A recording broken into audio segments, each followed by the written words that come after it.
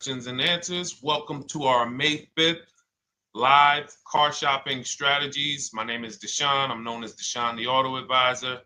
And over the next 60 to 90 minutes, I'm going to be sharing what we call the cars from home philosophy, the way you can shop, get bids, make your car buying simple, empower yourself, and guarantee that you did not leave any money on the table. We're going to talk about a lot of things you may not be familiar with. We're going to talk about things you have not heard before.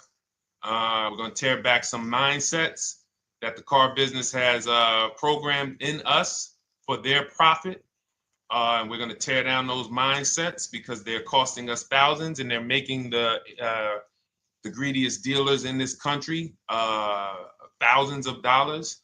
And we're going to get rid of that. So this show is sponsored by my new digital book. It's called Cars from Home, 7 Steps to Saving Time, Money, and Avoiding Dealerships. So I wrote that book to give you everything I know, everything I learned at Mercedes-Benz, at General Motors, running my own brokerage, and the hundreds of people, thousands now, that we've helped since 2021 to empower themselves in their car purchases. So part of my welcome offer to you is it's normally $97. You can get it for $24. That's my welcome offer for 30 minutes, anytime during the broadcast. As we go, you can get yours in my TikTok bio, in my Instagram bio, the YouTube comments, and the Facebook comments. It's a 75% off discount as part of my welcome offer for those of you who take action. And you'll have everything we teach here for the rest of your life. And you'll be able to move the same way you're going to hear me move and the way a lot of people I'm going to show you guys are moving. So no questions off limits. Feel free to start typing your questions. We are live on Instagram, TikTok. Hang on. I got Instagram up here. My man Dolan is moderating, so we're going to try to pull in every single one of your questions. Again, this is our May 5th live. We are live. It is Monday, so let's get to the questions. Okay, we got some coming in already on TikTok, Dolan. I see it is what it is. I'm just going to pull that one. I need to do one on shady mechanic shops. You should. If that's your area of expertise, the public needs to know from someone who's an insider what is going on in mechanic shops. I'm sure they get a lot of value. If you guys want, it is what it is to launch a channel teaching people how to avoid shady mechanic sites, type ones in the chat so he can know that he should go ahead and do that. Or she. I can't see if you're a man or woman. But let's get some questions going. Yosoy Tommy, I see you on TikTok. Interested in leasing, but I know I will go over the mileage. I drive a lot. Well, here's what you do. Give you an example. I'm leasing right now. I've never needed more than a 15,000 mile per year lease. So all of my leases have been 12,000 miles. I've never needed more than a 15,000 mile per year lease. Now, sometimes, that was because my family worked a little further from where we lived. We got a 15,000 mile per year lease, but most of the time I'm getting 12 because that's what I need. That's what I use. Now I'm paying $499 a month for this $55,000 Infinity truck. I got a 1% lease on it. I got my bids, the way we teach at Cars from Home. We're big on multiple offers. That's the only way you're going to save the big money and guarantee you got all the money is to get multiple bids. We teach you how to do that. You can do it by phone too. If you want to try to do it by phone, God bless you. We do it through email. We do it through emails and templates, and that's what we do. But I'm paying $499 a month for 12,000 miles. Now, let's just say I needed 15,000 miles. I would have bumped that lease up, and instead of $499, I'd be paying probably $30 more. So call it $530. Now, let's say I'm a high mileage driver at 20,000 miles. That instead of $530, I would probably be paying $620. And there I got my 20,000 miles per year. So the key is, and this is what you'll hear, people will blame the leases for not understanding that they choose the mileage. The mileage is not selected for you unless you go into a dealer and say, hey, work me up a lease. And then they're going to choose the mileage, probably give you 10,000 miles per year, and then try to close you on that. But that's not the way we shop. We're going to shop and we're going to adjust our miles based on what we need. So if I needed 20,000 miles per year, I would probably be paying $620 instead of $499. If I needed 25,000 miles per year, I would probably be paying $680. So I'm just paying, we get what we need and we enjoy our leases. because when we buy these cars and we drive ridiculous miles, we depreciate our cars, we destroy the value, and then we still have a loan on it in a lot of cases for a vehicle that we have destroyed the value in because we put 60,000 miles on it in 3 years. So our loan is moving very slow, but our vehicle's value is dropping through the ground very fast, which is typically how we end up with $15,000, $20,000, $25,000 in negative equity. I used to see it all the time in dealerships, especially when I was in when Uber took off. When Uber took off, year later, 2 years later, 3 years later, we had tons of people coming in with Hondas, coming in with various cars that had 200,000 miles on them, but they still had 3 and 4 year loans left. And, that's just a recipe for disaster. That's a recipe for disaster. So you should not be leasing, though, if you keep your cars 8 years. Some of you familiar with the 8-year rule, you understand. Everyone should not be leasing. I want to make that clear. Some people say, Deshone, you believe everyone should be leasing? No, I don't. If you are not keeping your cars 8 years, then you should be shopping for below market leases.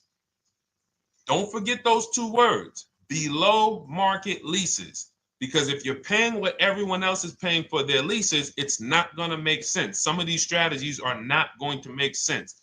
You need to be getting below market leases. And the way we do that is to comparison shop, get multiple offers from dealers, have them compete for our business, and then we get these leases that no one else can get. Great question. So what if I go over 20,000 miles? What do you recommend doing? You choose your mileage wisely. In my book, I have a section called Choosing Your Mileage Wisely. The whole key with leasing is to scope out the mileage you're going to use, and that's what you shop for. If you know you're going to do 25,000 miles that year, you would do 25,000 miles on your lease. But you don't shop this way. We always shop with 12. A problem with leasing is once again, you go into the dealership, you say, work me up a lease. They're going to work you up what they want. They're going to say, hey, put 5,000 down. Who's had that happen? You go and you look for a lease and they tell you how much money you need to put down. Type me if you've had that happen. And again, welcome to everybody. This is our May 5th live. It's Monday, May 5th. Whether you're watching this today or you're watching this later today, because we will be rerunning this for those who couldn't make the show. Tell your friend they can catch it on our channels. But this is our live show. We're live every single Monday through Thursday at 12 noon. So you'll see people who will go and get blessed transition. You've had this happen. This is what you go in. They work you up a lease. Here, you need 3,000 down. Yeah, you need 3,000 plus your taxes and fees. What do you want to do? So that's them customizing our leases. We never want to do this. We want to customize our lease and run it like this, a template. All your leases you get with, ready? 12,000 miles per year. First month's payment only due at signing. That's it. 12,000 miles per year. First month's payment only due at signing. That is how you shop all of your lease offers, because this allows you to now use the 1% rule, which I didn't create. A lot of lease savvy people know about the 1% rule, where your MSRP, I'm going to just show an example of an MSRP, the price on the window sticker. Every lease is going to be brand new, guys, or either close to it. The price on the window sticker is the price we go by, the MSRP, and we're going to divide our monthly payment into the MSRP. And once we get that, the number, that's going to tell us if we got a 1% lease, if we got a 1.5% lease, if we got a 1.8% lease. And what we did was I created the 1.5% rule to know we were overpaying for leases. You don't have value when you lease something over 1.5%. But let's keep it to the point. The point is you're shopping all your leases, first month's payment due at signing, 12,000 miles per year, and then you're using the 1% to 1.5% rule to gauge the value. Once you find your best offer, that's when you go and you say, can you please adjust the mileage down to 10,000 because that's all I need, or up to 15,000 or 18,000. You shop your offers with 12. You find your best offer concerning what value is, 1%, 1.2%, 1.4%. You lock that up, and then you tell them, show me what the payment will be with 20,000 miles per year or 15,000 miles per year. That's going to keep you from walking into these 80% dealers which are never going to give you a below market deal, when they drop their prices, they're never going to drop low enough to beat their competition. That's why their name of the game is them keeping you from checking their competition. And then you avoid these people, you find those deals, and then you adjust the mileage with that dealer. But choosing your mileage is very important with a lease. And that's why you should take 5 minutes, 10 minutes, tally up your lifestyle over the next 3 years, and you choose your mileage that you need. Great question. Let's go, Dolan. I'm getting married today. Congratulations to Ash on Facebook, everybody. Ash is getting married today. Congratulations. May God bless you with a healthy, lifelong marriage. Hallelujah. All right. Angel on YouTube says, can I lease for 36 months, then purchase to have a lower payment instead of buying at a higher payment? Now, what he's asking or she's asking is, I want this new car, but if I buy the new car, then I'm going to have to pay for the new car, in which case it's too unaffordable. So can I lease it first and then buy the difference at the end? Yes, you can. Let's talk about why that's not that financially wise. There are signals, guys, that tell us we are looking at vehicles that are too expensive for us. Signals. Would anyone on here take a 50-year mortgage? Anybody? Anybody? We got some smart people on here. Anybody volunteering for the 50-year mortgage, ladies and gentlemen? Anybody? Come on, somebody.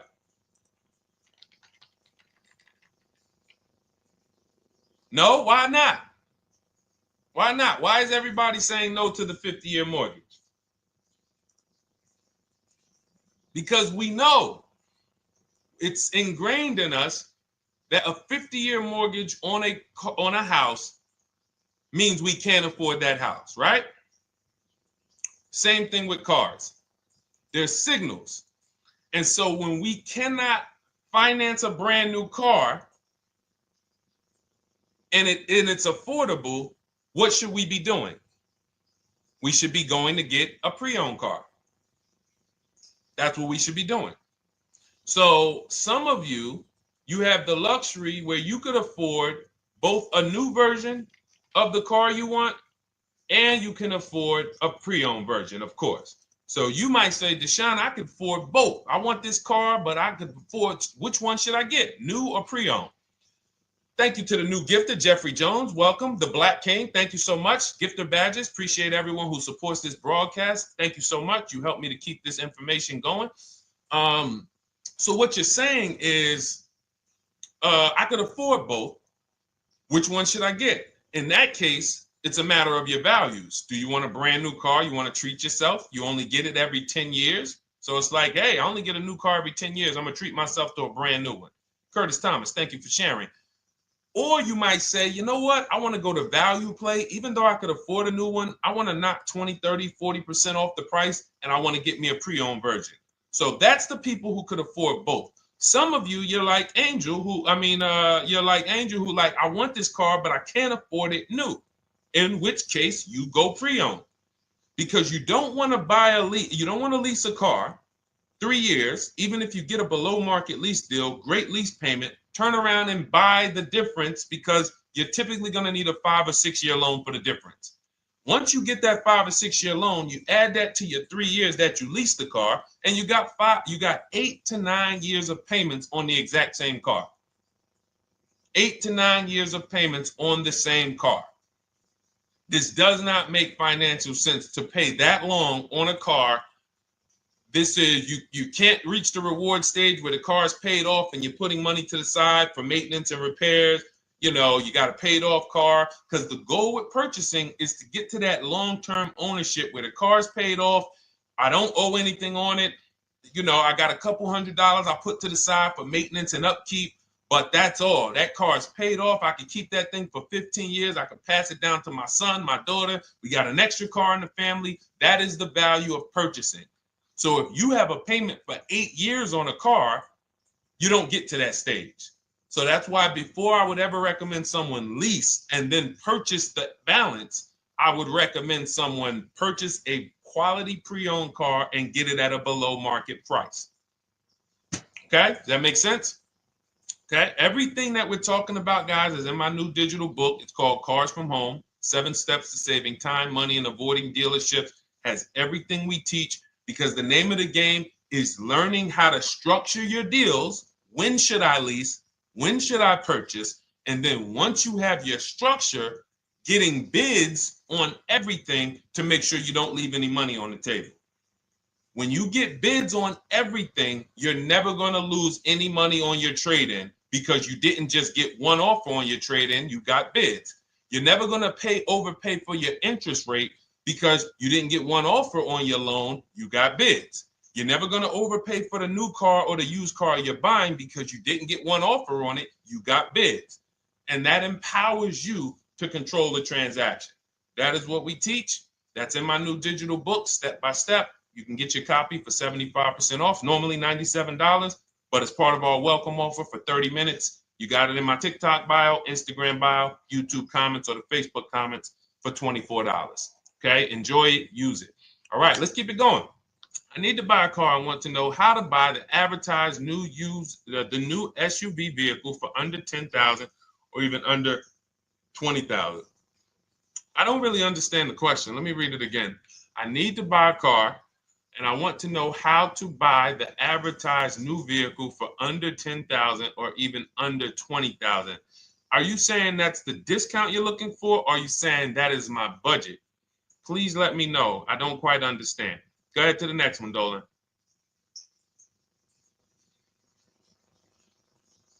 All right.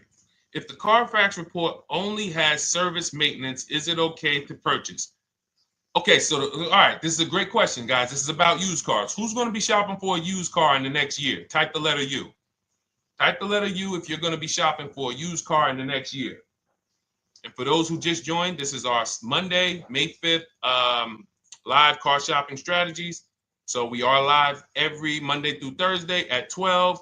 And for those of you who are watching the rebroadcast later in the day, you can, you'll get your questions answered. Somebody might ask a similar question, or you can join us Monday through Thursday at 12 live. Yes, so we got a lot of people who are going to be shopping for a used car. We got Buffy on Instagram, Fran Bar.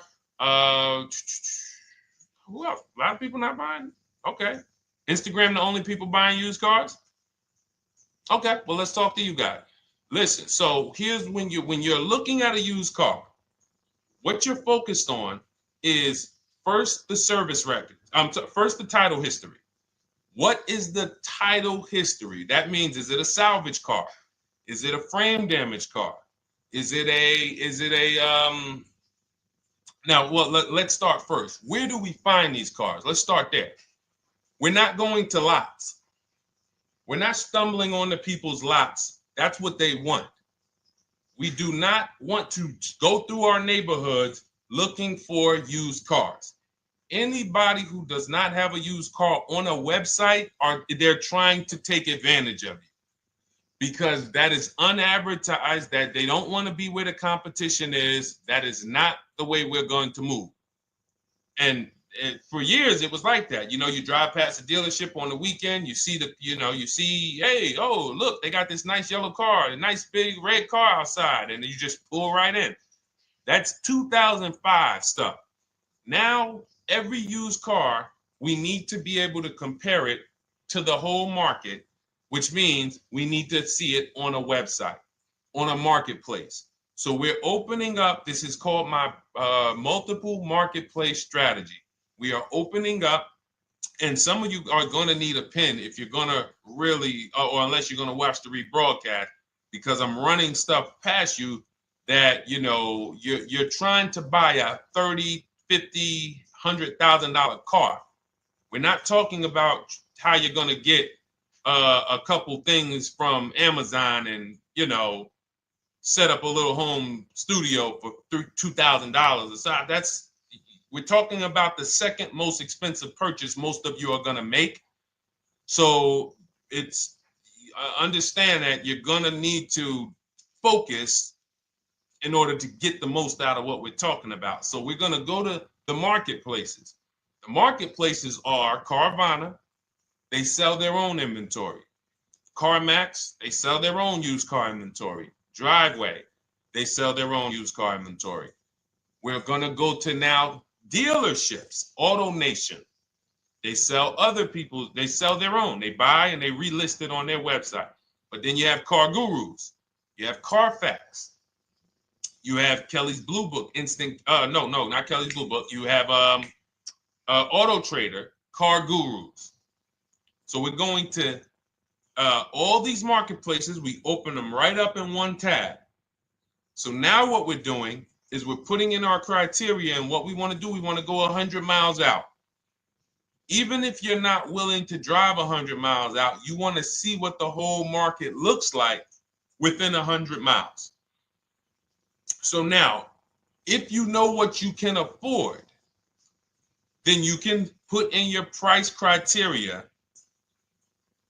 I have a tool that I created. It's called the Perfect Budget Calculator. Some people who have my book, you've used it, where you put in your down payment preferred, you put in your interest rate, you put in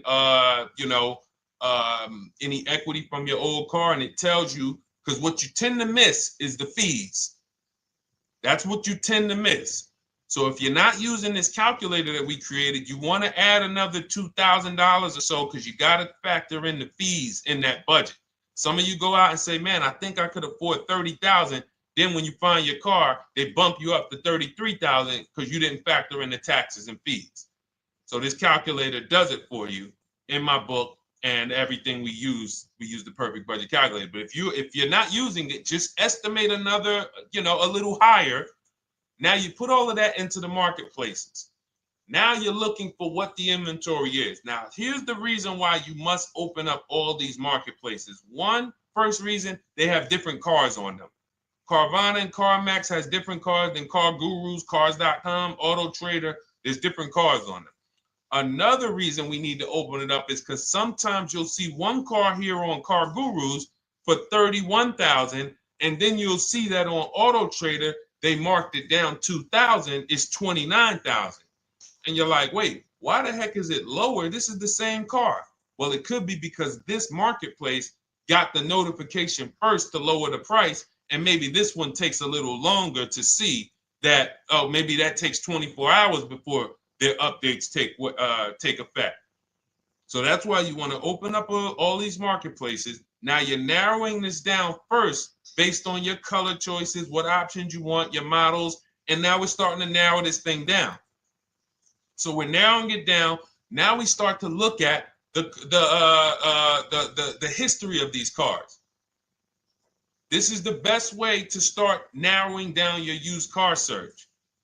Let's now dive into the history. I need the Carfax. Now, some of these websites will give you a free Carfax. Some of them will try to make you buy a Carfax.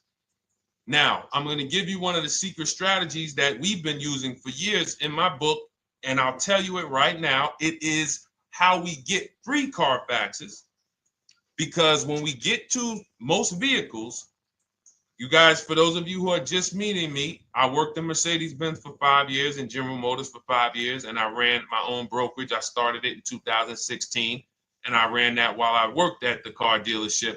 So I have a lot of experience and have seen a lot, and that's why I'm able to teach these things. I also love numbers. But one of the things that I know is almost every dealership has a contract with Carfax.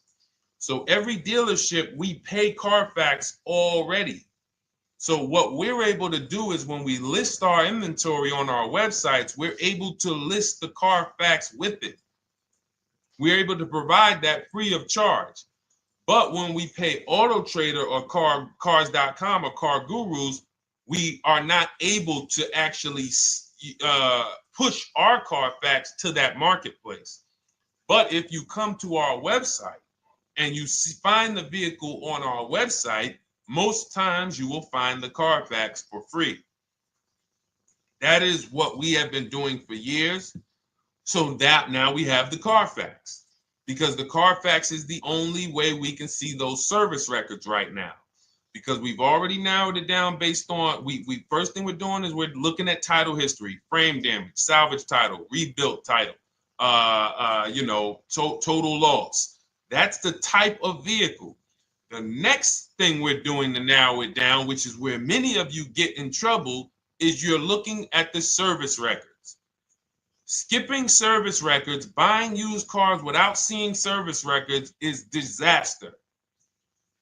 The biggest indicator on if a vehicle was taken care of is what is on those service records.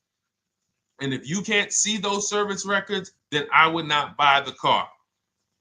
Somebody say, oh, I'm changing the oil myself. If you don't have proof that you have changed the oil yourself, I cannot see it. I cannot see that you have maintenance this car, and that's a turnoff for me. Because now when you drive that car a year later, 2 years later, things start happening. You have no one to blame but yourself. Now the regret kicks in. Man, I knew I shouldn't have got this. But chances are, if you find a quality vehicle and you see service records on that previous owner's report, that's going to lead to a quality experience. Okay, so that's pretty much how the initial part of our multiple marketplace strategy. As you can see, we have this to a science. Nothing that we're doing is by chance. Nothing we're doing is on a whim.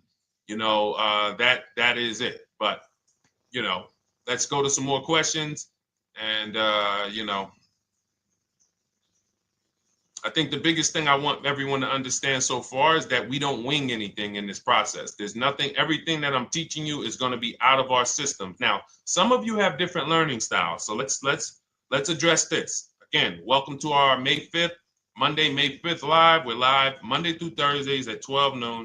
And we rebroadcast this for those who couldn't make it. You can share this with your family. Tell them, hey, visit Deshone the Auto Advisor's channel. He did a great show earlier. He answered some questions that everyone had. You can watch the broadcast all through the rest of the day. Now, but we're live every week, but we're live right now. So now the biggest, some of your learning style is different. What we teach is we have the ultimate do-it-yourself guide. This book is rated 5 stars. Thank you to everyone who's rated it on Goodreads. Just pull it up right here. For those of you who are actually on Instagram or YouTube, TikTok, you won't be able to see this right now. But the book is rated 5 stars. We appreciate you. And this is the ultimate do-it-yourself guide, whether you're new cars, used cars, leases, bad credit, how to make banks bid for your financing, high mileage driving. It's all in there, step by step. And it's a digital book, so you don't have to wait for it. As soon as you get and hopefully you get there before the 30 minutes, so you get your copy for the $24 instead of the $97. That's our welcome offer. But that's your do-it-yourself guide. Some of you, you're a do-it-with-you person, and that's Shop with Deshone. You like videos instead of reading. You want coaching. You want support. You want a community. We have 1,600 people in our Facebook group. That's our Shop with Deshone. We've had 2,200, almost 2,300 people come before you. When you see me share people like Zafrina and like Melissa and Sheree, Ken, all of these people who are, they're showing their car deals that they got. Look, took me about 30 days. He went through, past Friday, locked down 2 vehicles, 2 Yukon 2025. Said he dropped sold the BMW. They dropped the price down to 70 grand. So they took off like 5,200 for him. These are all people who are in the Shop with Deshone. Their learning style is they preferred videos. They preferred, coaching with me. But again, it's the same information. So I want to be clear. It's just your learning style. So if you are like Deshone, give me the blueprint and I will run this thing. That you're going to be like the people who send, like Marie. Marie just wanted to let you know she got our book. Using the book, I saved over $13,000 off MSRP. Now, here's where the feelings get hurt. And this is not my intention. But some of you have these same vehicles that you're going to see me sharing that our people get. And when you see what they paid for them and what they're getting off of them, you're going to see, wow, I did not get that. I did not get that type of discount. So all of you who have this 2025 GLC coupe fully loaded, she said they took $13,000 off MSRP. She got her bids from home, got my payment to be hundreds lower per month, maintenance included, no money down. We are masters at no money down deals.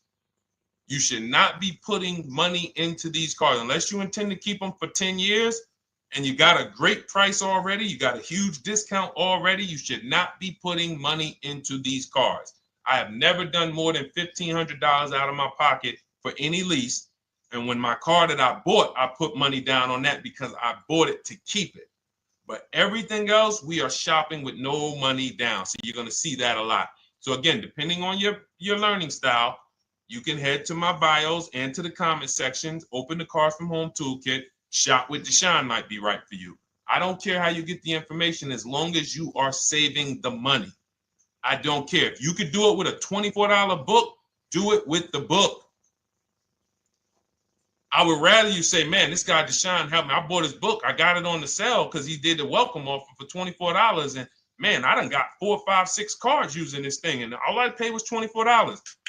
Congratulations. I will celebrate that. I wish that for everyone, but that's not everyone's learning style. So, okay, Dolan, let's keep it going. I'm sure we got a lot more questions coming in.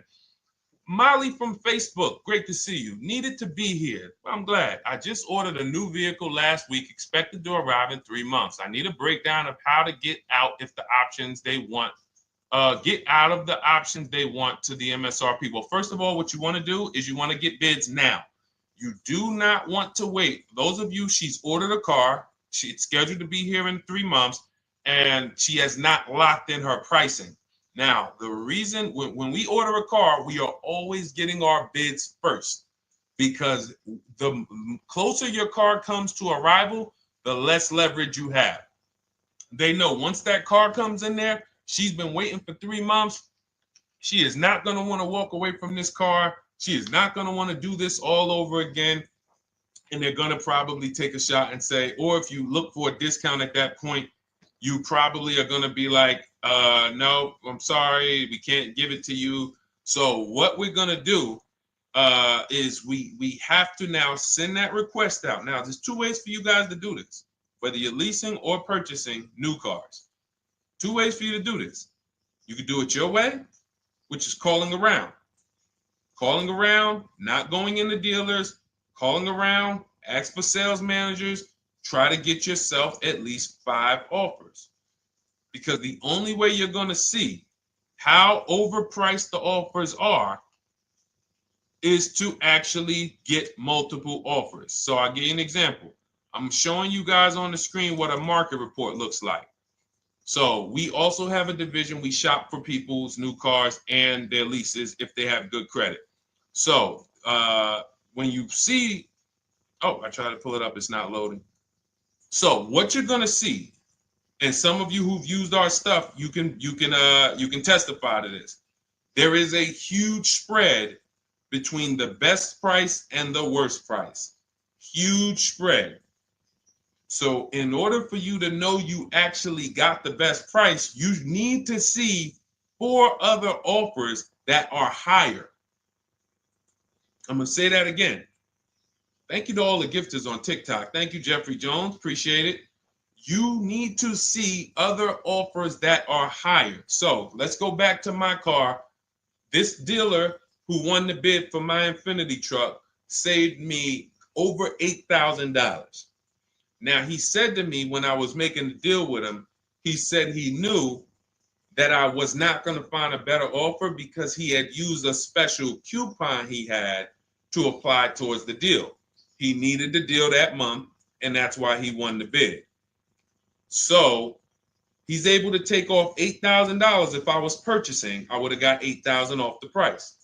But I leased it, so my lease payment was $499 a month with $1,270 down total.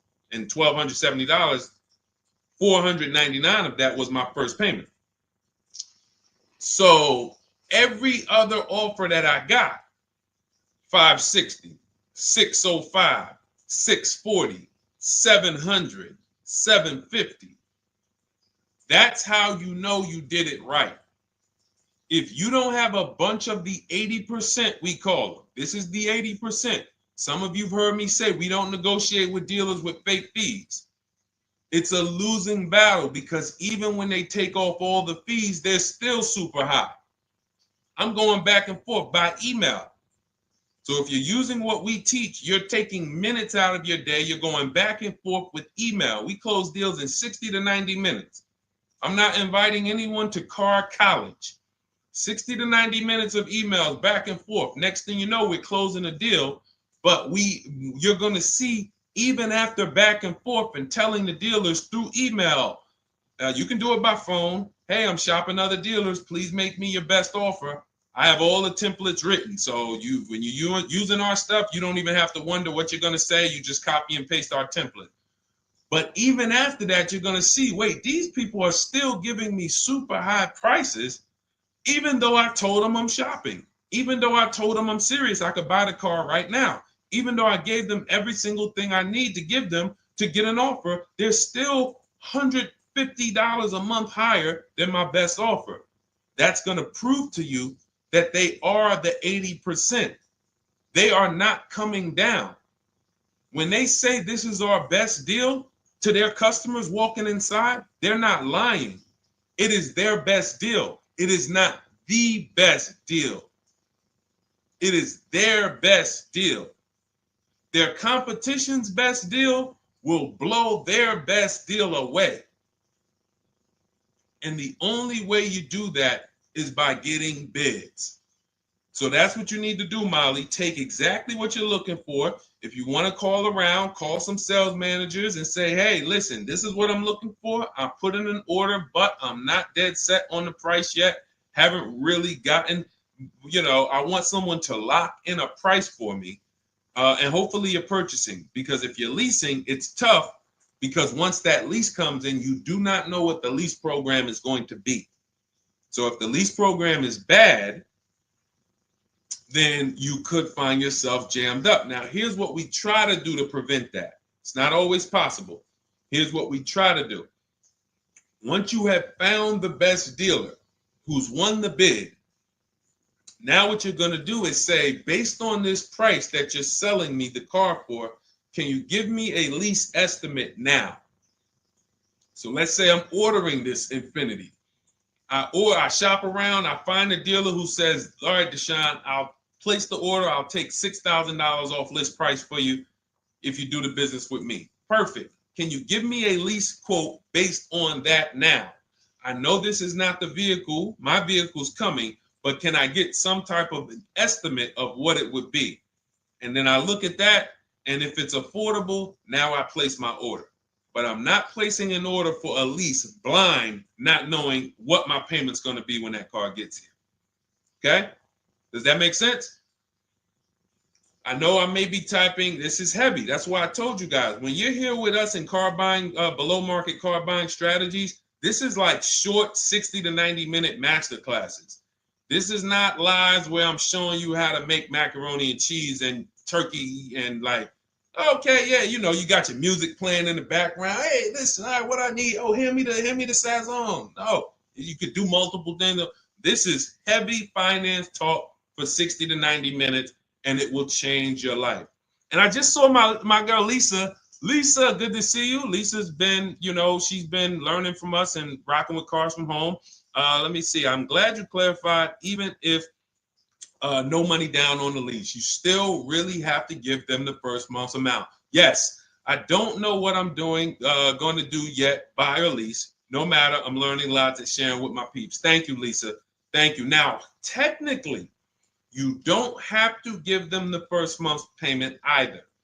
What I do is our templates all involve shopping, first month payment due at signing. But if I wanted to, so let's say, for example, on this $499 a month lease I got on the Infiniti, and I'll actually will add this because I'm glad you said that. The lease, is that your first month's payment? So it's not considered money down. It's considered your first month's payment because you're leasing, you're paying 36 months or 39 months. We don't do 4-year leases. We don't even do 3.5-year leases in most cases. We're not doing it. It's 36 months, 39 months. And if they have a really, really good program for 2 years, they will tell us about it. But we shop for 36 months. But you can tell that if I wanted to tell them, you know what, I want to do a straight sign and drive I don't even want to give you the $499 for the first payment, which means you're asking them to pay the first payment, then it would have just been $500 going back into the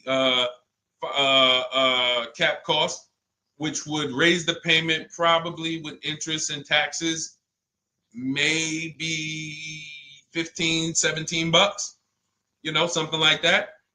So if I truly wanted to bring nothing to the table, I can just have them to, cap the first month's payment. You can do that. You can do that. So you can ask any questions. I know you're in our Facebook group, and so you let us know. But the 8-year rule is your basis for leasing versus buying. The 8-year rule, when you guys open up my book, you'll hear me talk about this. I'm going to make a whole lot more videos about the 8-year rule because it is the parameters for how to know whether to lease or buy. It takes into account how drastic cars depreciate. They lose value like crazy. All the losses are in the first 5 to 7 years, and you don't win until you've kept the car at least 8 years, compared to someone who's getting a below market lease. So let's take an example. You look at somebody like, look, Brian. Brian got my book. Just finalized my first ever lease using your system. 2025 HRV Sport all-wheel drive, $30,000, $505 MSRP. So this is a $31,000 vehicle almost, and he got it for $395 a month, which is a 1.2% lease, no money down. Now, his initial quote from this dealer was $434. This is the winning dealer. But in my book and in our systems, we have a counter offer calculator where we put all the offers we get into the calculator, and then it calculates the best offer and it tells us what to counter. So his initial quote was $434. He countered with the calculator and ended up closing his deal at $395. So these are the people that, for all of you who you're like, wow, are there any cars out there with a $300 payment anymore? Well, if you're buying a car, you are buying it at a $300 payment. You could only spend, who knows, every $5,000 on a vehicle is about how much per month? Every $5,000. When you're looking at a car, every $5,000 on a 5-year loan, which is what you should be defaulting to, is about how much per month. Thank you, Nikki. Nikki got a #1 gifter badge.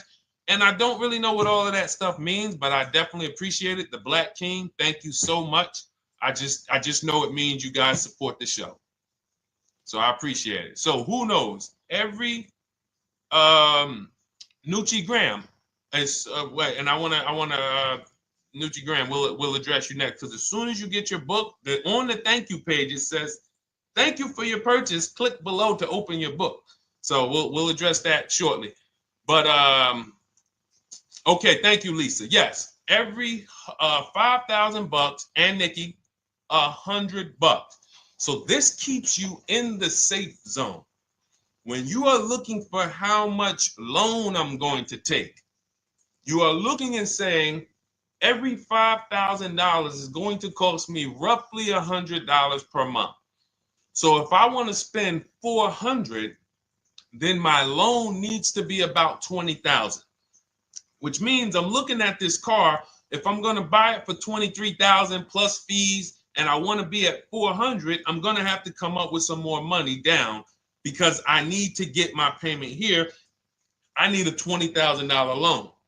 I'm not going to go in looking at a $20,000 car and thinking, man, can they get me to $250 a month on this? No money down, because the math doesn't make sense. Because the only way they can get you to that is to put you in a 7 or 8 or 9 year loan, which is a horrible deal. And they've done it to a lot of people, because you go in and you just say, get me to this monthly payment.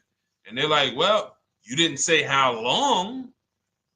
You come in later, hey, man, my loan is set. I remember, man, a guy called me, and this is, unfortunately, people are not trained to look at how long their loan is. Early in my career, I think I was still with General Motors, and a guy came in and he had some vehicle, And he was like, D, could you look at this, man, and tell me, because I don't, I'm trying to get out this thing, man. They telling me I can't get out of it now. That's a recipe. You bury yourself when you make these types of moves. They're saying I can't get out. I looked at his contract. It was a 96-month loan. 96-month loan. So he's in a 96-month loan at a high payment. He's going nowhere. And what it came from is him going in and saying, hey, get me to this payment. My payment's affordable, but how long is the payment? That determines what you're paying for the car. So when we say, yo, are there $300 payments out there? I'm showing you. Leasing, there's cars you can drive 30,000 miles, $30,000 cars, beautiful vehicles, payments in the threes when you're shopping and getting bids, and you're finding vehicles with great lease deals. At the same time, on a pre-owned car, that's only going to get you under 20 grand, between 15 and 20 grand. So it's about getting the most for your money. And getting the most for your money, you must take into account the 8-year rule. If I'm not keeping a car 8 years, I should be shopping for a below market lease. I'm not tying up any of my money in this car because I'm not keeping it long enough to have all of that money benefit me. Does that make sense? Type ones if that makes sense. Type dollar signs if that makes sense, because this is about money. If I'm not keeping the car 8 years, then all the money I'm going to tie up in the car to pay for it, to pay off the loan, to do the maintenance, to change the tires, to change the brakes, to change the oil, to change the brake fluid, the transmission, all of the money I'm putting in that car, just normal maintenance. I didn't say anything broke. Normal maintenance over 7 years. I'm not going to keep the car long enough to have that make sense. Whereas had I leased, I'm just below market leases. I'm just literally paying cents on the dollar, changing my oil. Most of the times I'm out the car before I need brakes, unless some of you are driving 15,000 mile a year leases, and then sometimes you will replace the brake, but it still does not compare to the cost of purchasing. And throughout the show, I'm gonna show a lot more lease deals and a lot more discounts. But the reason why I show you guys the lease deals is because the money doesn't lie. Unless you're just hell bent on paying more, the money does not lie. You can't compare when I was, I'm driving $40,000 cars. My payments have a 3 in front of them. And my friends are driving $20,000 cars and their payments have a 3 in front of them. And those cars are used, need maintenance, warranties done ran out after 4 years. I'm over here driving brand new cars, problem free, and they're paying the same amount or more than me, and they're driving inferior products. And then once they really get tired of the car, they go ahead and they trade it in and they start the process all over again. So it's bad financial advice that the car business never trained on, and they just love for people to be ignorant. But we're not going to be ignorant here.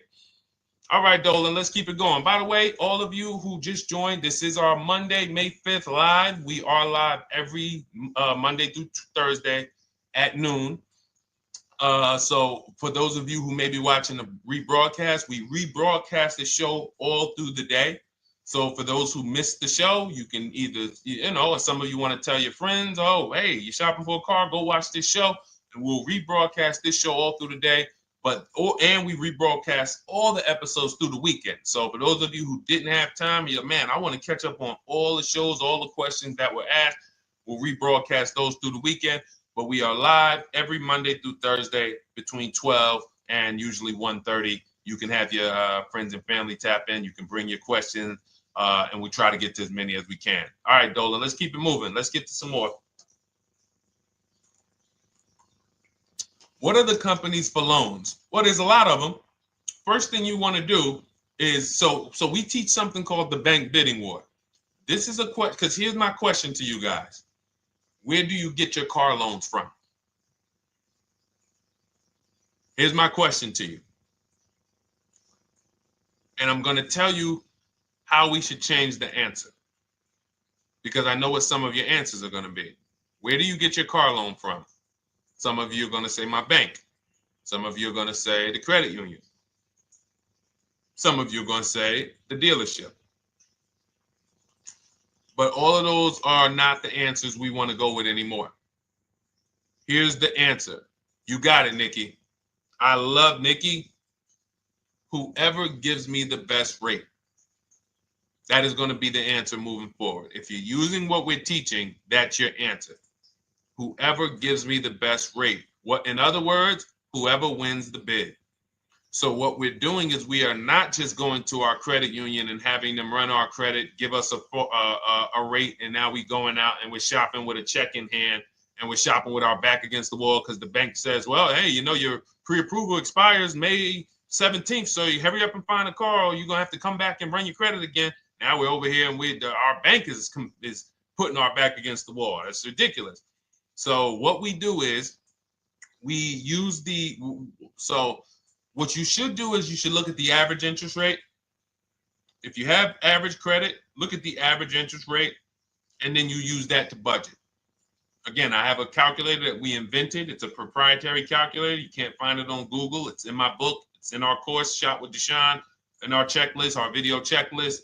This is stuff that, again, we don't, if you notice stuff that I teach, it's not anywhere. Deshone, why can't I find an 8-year rule on YouTube? It's because it's Cars from Home. We created it. I can't find the 1.5% rule. No one else teaches that because it's our intellectual property. We created it.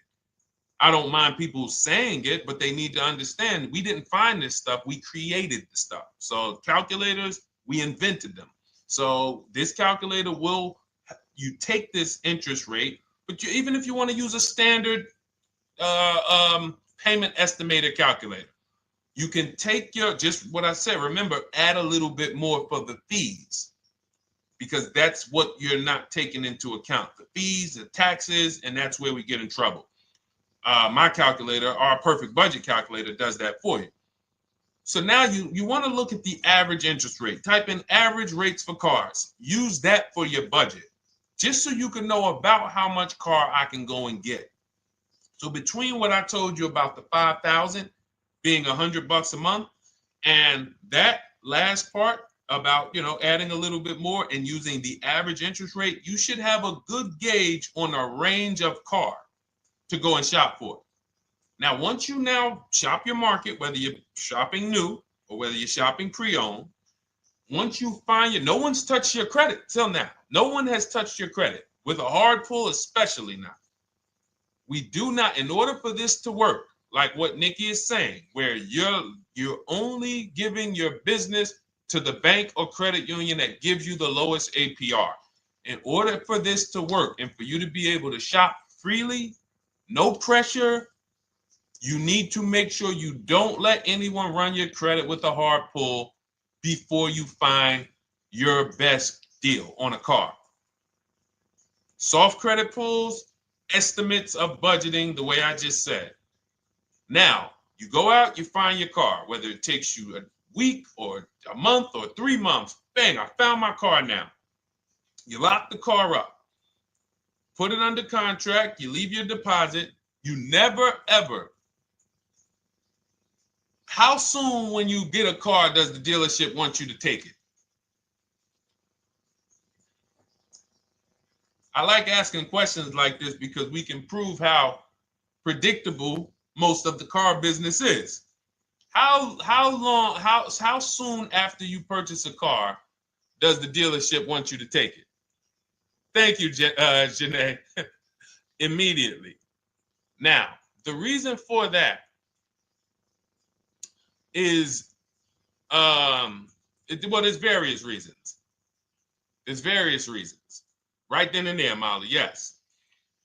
But what I want you guys to focus on is what you lose by taking it right then and there. You lose the ability to shop the interest rates. And shopping the interest rates is very important because you'll always wonder, could I have gotten a better rate? So what you do is you lock the car up, you let them know, hey, I'm going to go home, just give me my, let me get my paperwork so I know exactly how much I need to tell my bank. And here's the key, if you guys can beat what my bank or credit union gets says, then I'll give you the loan. See, some people think that I teach don't let the dealerships compete. I never teach that. What I teach is don't let the dealerships be your first offer ever. They are always your last offer, and they're competing against other offers that you got. So now you're going home, your car is waiting, you're going to see what your bank, your credit union can do, and then you go online. You can go right online. Auto loans online, auto financing online. Let all of these banks and credit unions access your credit now with the hard pull, because there is an article that Experian did, and you can find it on almost any credit bureau, wrote an article on rate shopping. They allow you to have multiple lenders compete for your business within a small period of time. They say the window is 14 to 45 days. So if the window is 14 to 45 days, how quick do y'all think I want you to do it? If the window says, because that's a big window, as long as you shop within that window, at the end, those multiple inquiries will have the same weight on your score as one inquiry, because it looks as if you were shopping and you were doing your due diligence. Thank you, Greg, Sheila, with these gifter badges. I don't know. It's like a nice. I appreciate it, Glendale. Thank you. So with these, when these banks are competing, what you're trying to do is say, everyone here on my end, we call this the bank bidding war. This is round two. Round two is you are bringing your car home. You are at home. You're going online. You're calling your bank. You're calling your credit union. If you have one, you're going online. This will take you literally one day, not even. This maybe take you an hour. Because if they say that the window to shop is between 14 and 45 days, I want you to do it in 24 hours. We want all the competition in 24 hours. Because that guarantees we are way within the window. They're going to look and see, wow, this person bought a car. They had multiple lenders competing in a small period of time. They're not out here just letting people run their credit over, every week. Some new banks running their credit. So now you call the dealership afterwards. You say, hey, the best offer I got was from such and such credit union or such and such bank. If you guys can beat it, I'll give you the business. You allow the dealer to now shop you to their banks. In which case, they're going to call you and say, hey, good news, we got you a better rate. Or, hey, good news, we couldn't beat the rate, but we can match it. In which case, they save you the time, they save you the paperwork. Or they're going to say, hey, listen, that's a great rate you got. We can't beat that. None of my banks can beat it. And in which case, we guarantee all around we got the best rate, which is the goal we're looking for. As Nikki said, I'm only giving my business to who gave me the best rate. That is the bank bidding war. So when you get your digital book, Cars from Home, you'll get that in writing. We also have it in our Shop with Deshone video checklist. For those of you who are more do-it-with-me types, again, we're all about your learning style. And some of you just like, Deshone, I see you. Can you shop for us? What are these? I'm seeing a lot of you guys shop for people, new cars, new cars, leases only. And you have to have good credit. Your FICO scores need to be over 670, all of them. But if you don't, again, same result. We've been helping people get these results since 2021. And again, I am all about speed. These are short videos. The book is boom, action steps, action, action, action, action. I'm not trying to teach you everything about cars. I'm trying to walk you through a path, a 7-step path to get to the result you want all the time. Okay, I'm not taking you to car college. You're not going into the car business. You just need to know how to get the best deal. And that's what it's about, step by step. Okay, but for those of you who are just coming on, this whole show is sponsored by my new digital book. It's called Cars from Home, 7 Steps to Saving Time, Money, and Avoiding Dealerships. It's a digital book. Everything we teach about new cars, used cars, leases, below market financing, high mileage driving tips, bad credit tips for those of you who have your credit is not going to qualify you for everything else we're talking about. You need specific strategy. We have that specifically for people with bad credit inside my book and inside Shop with Deshone. So that's why I never believe in one size fits all car buying advice, because all of you are in different situations. So how does somebody look saying, you all should do this? We're all in a different situation. I have a trade-in, he doesn't. He has a lease that's coming due, he doesn't. Oh, he has a lease that's coming due, he has equity in it, we need to help him get that equity out. He has a lease, it has an equity, but it has a third-party restriction. We can't talk to people the same. That's why everything we do is custom and letting you know, no matter what your situation is, it's very common to us. Very, very common. So, all right, let's keep it going. We got some more time, Dolan. Pull them up. More questions. All right, yeah, I see we got a couple more coming in on TikTok. How do I get the book? Well, the book is in my TikTok bio. In my Instagram bio, there's a website there. It's Cars from Home Toolkit. And then you'll see the welcome special for $24. So the book is normally $97, but as part of our welcome special, you got 30 minutes to get yours for $24. So you won't pay the $94. You get 75% off. We also have a link for you guys on Facebook and YouTube in the comment section so you can get your copy. And if you're going to spend a couple more minutes with us, I would appreciate if you share the broadcast with one person that you care about. So that can help, we can help get this information out and we can help change lives. If you didn't receive your ebook, well, first of all, as soon as you purchase your book, you're going to see a thank you page. It says, thank you, screenshot this page. And then it says below, click the link below to open your book. So you actually get the link to open it as soon as you make the purchase. And then I say, I also emailed you a copy. So sometimes people type their email in, one letter's wrong. Obviously, we can't send a book to an incorrect email, which is why I have my support team's email right on there. So that if you don't see that book within 5 to 10 minutes, you email my support team, hey, I didn't get the book. They'll get you the book right away. So as you can see, I want you to, Dolan, can you put up, do we have anywhere with, we can put up the support team's email for this person? And just send an email to support. There you go. Thank you so much. Support at Deshone the Auto Advisor. Thank you, Dolan. Best moderator in the world. All right, so shoot them an email. Just let them know. Give them your first and last name, and they'll check the record, make sure that we have a purchase from you, and they'll send you your book right away so you can dig right into it. Okay? All right, let's keep it. We work with clients all around the country. What I'll start doing, I wanted to bring some on here today, but I can't load them up. The system is showing an error. So I got a lot of people. I always bring tests. I always like to show results. So, you know, I'm a results person. So you'll see a lot of people that I share. Brian, who has our book, and, you know, his lease, Marie with her $13,000 off. All of these people made deals from home. They were not in a dealership negotiating this. You got, look, Frank, I bought your book, used your system, and just closed my deal and have positive results to report. I love when y'all email me, by the way. Like, please continue to do this. A caveat is I wanted a just released 2026 Genesis G70 Advanced, and there are no incentives. I could have gotten incentives on the 2025. However, I wanted the 2026, and I was willing to pay.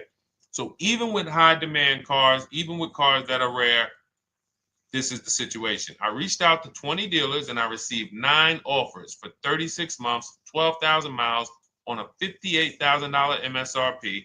The initial offers range from $1049 to $901 with everything in between. I counter offered using the calculator that we have and closed the deal at $815 on a $58,000 MSRP. That's a 1.4% deal.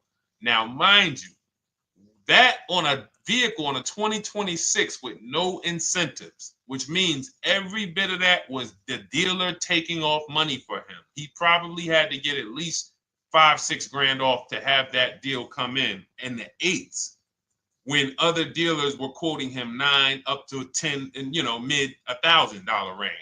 So, you know, but so I show the book testimonials. I show my Shop with Deshone testimonials. But I want to start bringing these market reports so you guys could actually see that's our team shopping all around the country. And that allows us to stay, we're able to just stay on top of the market, like from state to state. It proves like this stuff is not, oh, if you're in New Jersey, the deals are better. Yeah, if you're in Florida, the deals are better. If it's California, we don't have deals out here. All of this stuff is not true. And thank God we have people using the Cars from Home systems, be it by book or be it by our video checklist, or be it us shopping for people all around the country, where we can tell you beyond a shadow of a doubt. I can show you market reports from Texas, from Oklahoma, from South Dakota. We did a deal for a Mazda, a South Dakota deal, Nebraska, California, Florida, Georgia. We're shopping for people all around the country. And there's great deals everywhere in the country when you know how to make dealers bid. Because you're always going to find that 20% dealer who just wants to beat their competition. They're the best in the region. And you got to go out to find them. You got to have a system to find them. Because most of the dealers are not them. Most of the dealers are the 80%. That's just the way it works. It's a numbers game. And the 80% are very expensive. And when you walk into the 80%, they'll go down. You're like, oh man, all right, can you take off? Can you get me down? Like, yeah, man, you're like $150 a month higher than where I could be, my max. And they go back and forth. They're like, man, I could take off $50 a month. Ah, man, that's the best you could do. And then next thing you know, you get down to 100. Yeah, all right, we'll take off $100 a month. And you're like, all right, I guess I'll take that. You don't realize that a 20% dealer, not only were they nowhere near your max budget, they were $100 less than your max. You're talking to the 80%. The 80%, when they come down, they're still here. The 20% are here. So you're over here with an 80% dealer walking into these dealers. 8 out of 10 dealers over here are 80% dealers. So y'all talking them down like this, and y'all thinking we winning. Oh, I talked them down to this. Meanwhile, the 20% dealers are here. 20% dealers will launch a bid. We gotta cut. Oh man, if this thing wasn't broken, tomorrow's show, I'm gonna bring on a lot more market reports. We got dealers who come right out. We getting offers 700, 790, 820. Dealer come right out 650. Boom, blow everybody away. Like, oh, let's go. We got a winner. Looks like we got a winner here. That's it. And then it becomes fun. As you can see, this is fun for us. When you change the way we shop, you shop and you start to you're going to be the prize. You're going to be the prize. So anyway, let's keep it moving. For those of you who have gotten your book, I look forward to you using it, empowering yourself, having these same results. For those who didn't know about the book, it is a digital book. You can get your copy for 75% off for 30 minutes in my TikTok bio, my Instagram bio, the YouTube comments, and the Facebook comment. And for those of you who've been on and you still don't quite trust us, you want to get started with maybe some free advice, go grab our cheat sheets. We have our free cheat sheets in my Cars from Home toolkit, totally free. Test us, look at the cheat sheets, look at the strategies, look at the emails I'm going to send, guiding. Like I don't play around. So if you want to just say, test out, let me hear some free advice, start with our cheat sheets. All right. Yes, I'd actually answered that when I read that comment, Dolan, on TikTok about do we work with clients in New Jersey and New York? Well, yes. When it comes to shopping done for you, if you open the Cars from Home toolkit and you're like, Deshone, I just want to relax at home. You guys go shop the market for me. If you have good credit, FICO scores over 670, and you have and you're shopping for a new car or a lease, you can book a call with us. We can see if we can help you. Book a 10-minute call. It's free. And we can see if we can help you. Is it best to lease a car if you're currently underwater? Ooh, if I was underwater right now, let's just say I have 15,000 negative equity. I made a bad deal during the pandemic. I'm upside down and I'm like, man, I got to get out of this car. But and first of all, I know I should be leasing because now we know the 8-year rule. The 8-year rule says if we're not buying our cars to keep them at least 8 years, we should be shopping for below market leases. We're going to pay a lot less money. Below market leases, not normal leases. Very important.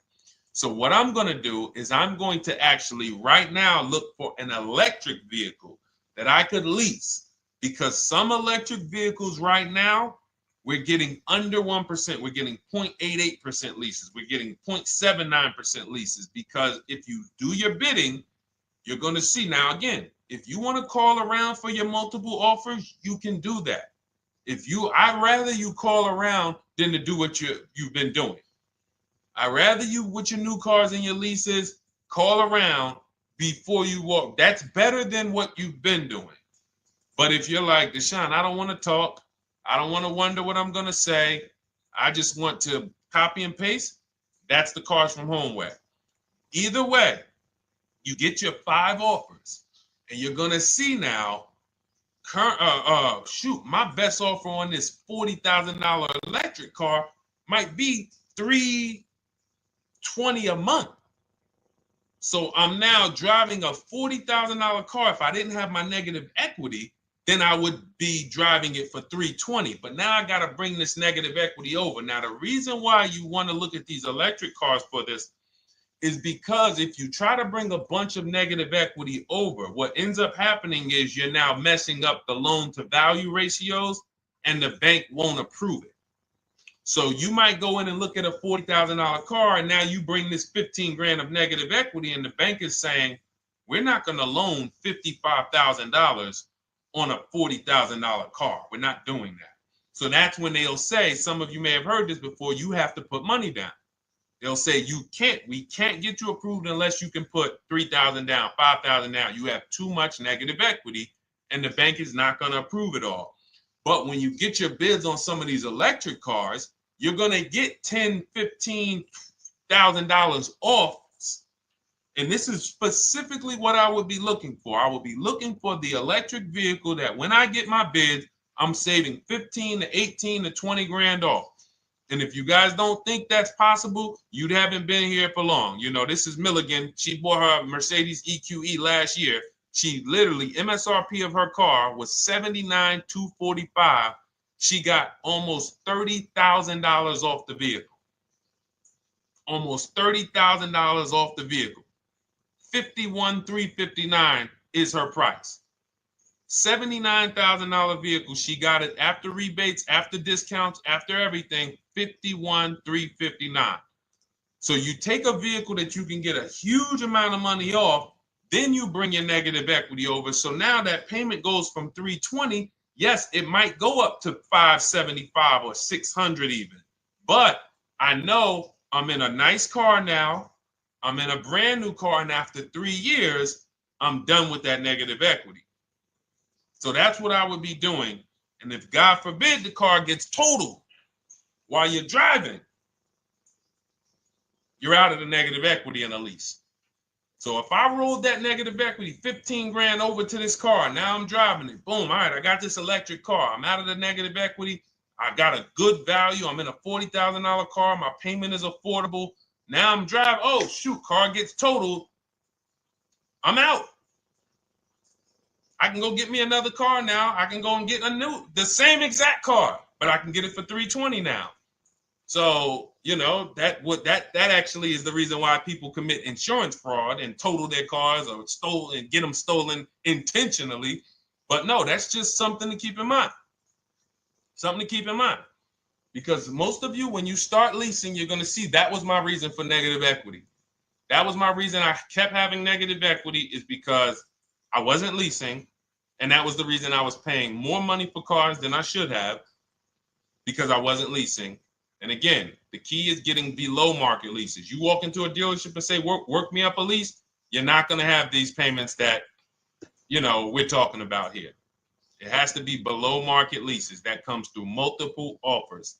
Only way. All right, let's keep it going. A lot more questions. No gap then. Is that your first time leasing? Well, no, we'll get to that. I see it's a little conversation happening on TikTok over here. By the way, everyone, this is our Monday, May 5th live. We're live Monday through Thursday. Tell your friends, please. I would love for those of you who are going to keep joining us to see some friends tomorrow, family members tomorrow, co-workers.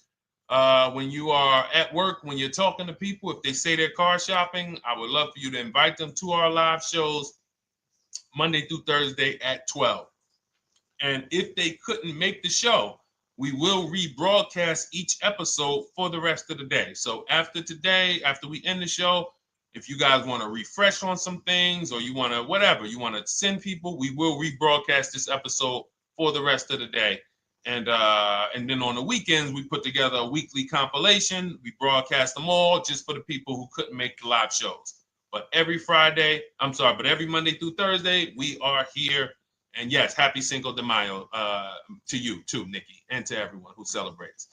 All right, what do you think about waiting till December month, mid-month to buy a vehicle? I do not. Dealers need cars to sell before that. It's a myth. All right, we're going to dispel a myth, okay? When have we been taught that the best time to buy a car is? Thank you to everyone running up the likes on TikTok. We're at 3,400 likes. Every time you hear something you like, you double tap the screen. That makes a big difference. It sends a message to TikTok that we're doing something good over here. Okay, end of the month. Yes, sweet now.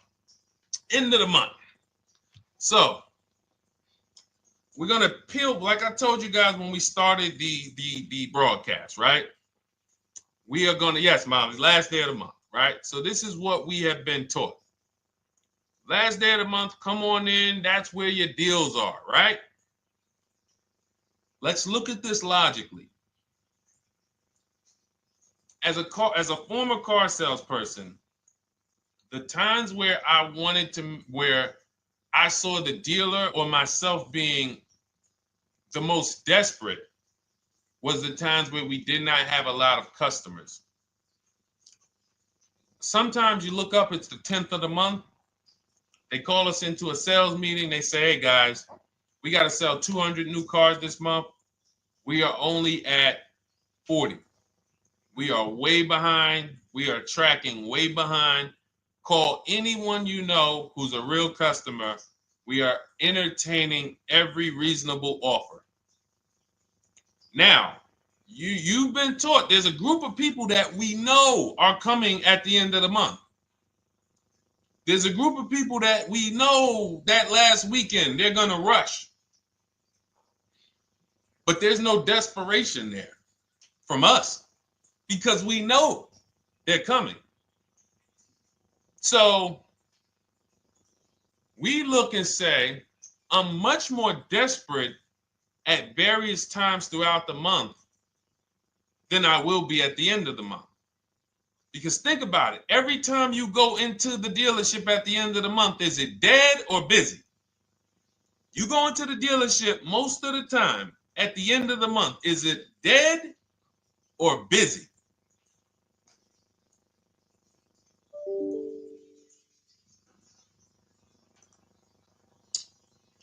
Thank you. It's a zoo. It's a zoo. Customers everywhere. That means all the car salesmen are not worried about making a deal. In fact, they're looking at you and saying, hey, Molly, thank you. Listen, I know the payment's $780 a month. I know you said you wanted to be at $499, but we've been going back and forth. Can you work your way up, get closer to the $780? Because they know now we can take a shot. Because we have some other customers behind you, Molly. Did you see the people walking out? These people just walked out. They're mad. We don't have enough salesmen here. We got people waiting 40 minutes to speak with somebody. Do you think you're getting the best deal when that's the energy? Yes or no? Let's just be honest here. See, you might forget some of the lessons that we teach if you don't have our books and if you're not in our video checklist and coaching. You might forget some of the lessons, but hopefully you won't forget the stories. So you walk in the dealership at the end of the month, the place is a zoo. It's people everywhere. They're ringing bells. They got the big clown, donuts around. Hey, you want a donut? Do we think there's desperation? Thank you, Sheila. Thank you, Molly. There's no desperation here. And they don't magically wait till the end of every month to hit their numbers. Some dealers hit their numbers at the 25th of the month. Numbers are hit. We still got people coming in end of the month. So What we want to do to answer the question is we want to be positioned. What I like you to do, for those of you who are in an emergency situation, you need a car in a week, in 2 weeks, that's fine. Everything we teach can guide you. We've had people who got their cars in 3 days. Like that's not something that is let's see. This is my second go around, much easier, more relaxing experience. Calculator definitely helps. Turned in my CRV, got a 2022 Marcus, some dealers wouldn't do. Somebody, I wanted to read you somebody who got their car in like 3 days, 5 days. That's normal.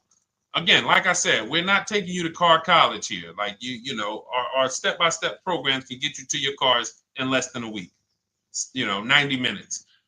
But you don't want all your car shopping to be emergencies, because here's where you want to be. You want to be able to say no for up to 3 months. Reason is, there's a group of people that walk into the dealerships. They're there right now. They're desperate.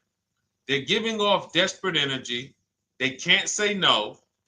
They back themselves into a corner for whatever reason.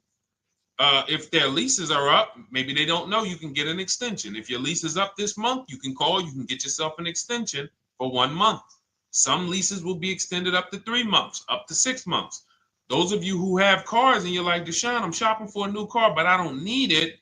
I just, my car still got some life to it, but, I want to look for something new. This is a position of power to be in. This is where you want to be. You want to be able to say to yourself, all right, let me look at the offers this month in May.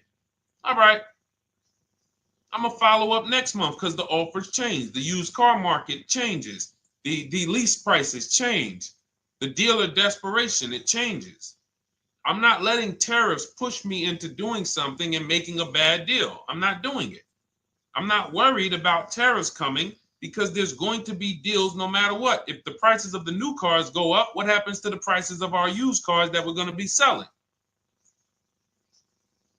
See, that's how we really won during COVID. Some people who've been with me since 2021, that's how we were winning. My man John Shaw, he was one of the first people. David Isaacs came in, got his BMW. Yes, the lease prices were slightly higher back then. We were still getting under 1.5. We were still getting 1.4. John got a 1.2 on a Jeep Wrangler, but we were selling our old cars for 8, 10, 12 grand more than they would be worth today. So even if the new car market goes up, we know how to maximize the prices of the cars we're getting rid of, and we're going to offset it. So we want to position ourselves to be able to say no. That is the strength. That's the leverage where we can say, you know what? All right, I'm going to follow up next month. Now we're telling the dealers right up front, hey, call me. I'm good between now and June 18th. I'm good between now and July 20th. So now what those dealers say is, okay, this is a serious customer. By the way, we have all this in templates. In my book, you fill out the template, you fill in, here's the day you can buy a car. This is your deadline. When we blast it out, these are things you can call dealers and you can tell them, hey, I'm good between now and anytime before the summer. Call me if you get a black one with the red seats and this package in it. If you want to call around, you want to do it that way, you could do that. But what you're letting them know is, call me when you want to make a deal. I can make a deal today. Let me see the numbers today.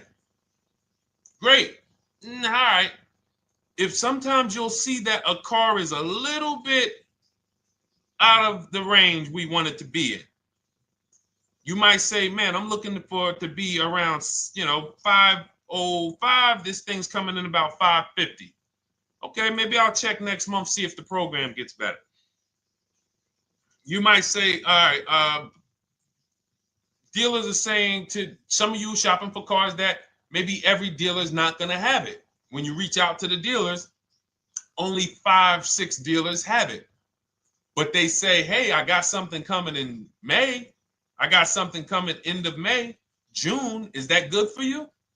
See, they're desperate customers. They can't say yes to that because they back themselves into a corner.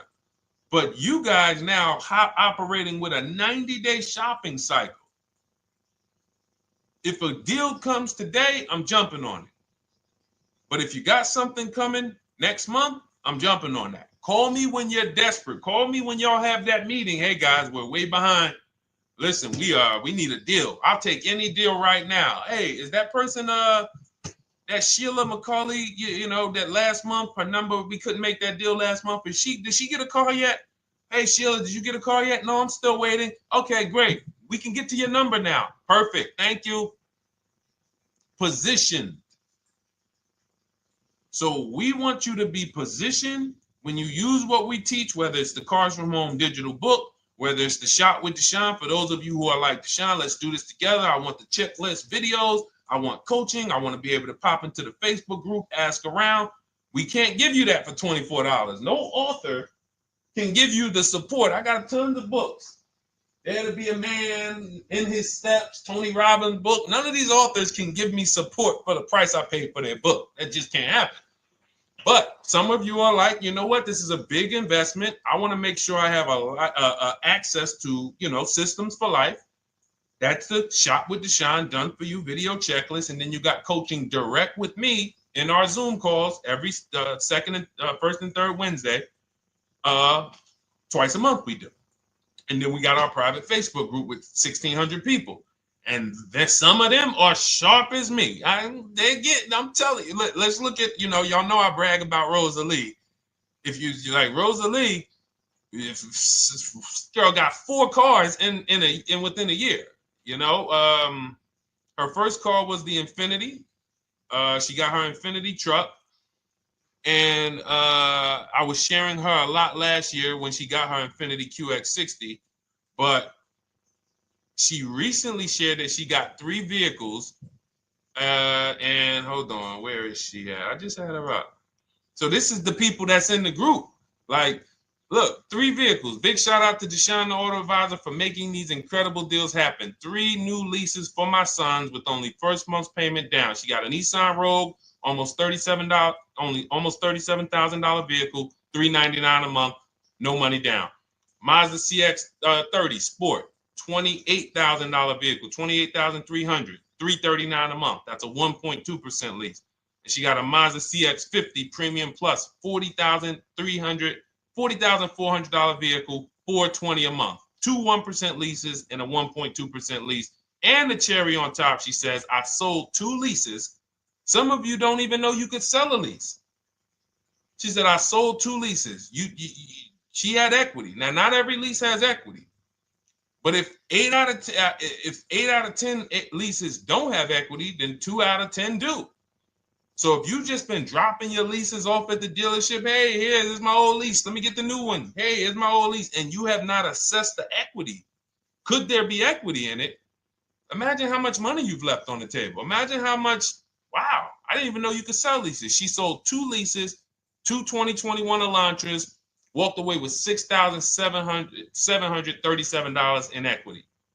Deshone, I could not have done this without you. Your program is a game changer. So this is what we want. We want empowered car shoppers. We want people who are not intimidated. I don't care what this market does, whether I need a new car, used car, whether I got bad credit, whether I'm a high mileage driver, it does not matter. We have strategies to make sure you are going to win in this market or any market. Does not matter. Okay? So, for those of you who don't know, the whole show was sponsored by my new digital book. It's called Cars from Home, 7 Steps to Saving Time, Money, and Avoiding Dealerships. It's 5-star rated. Thank you to everyone who's rated it, reviewed it.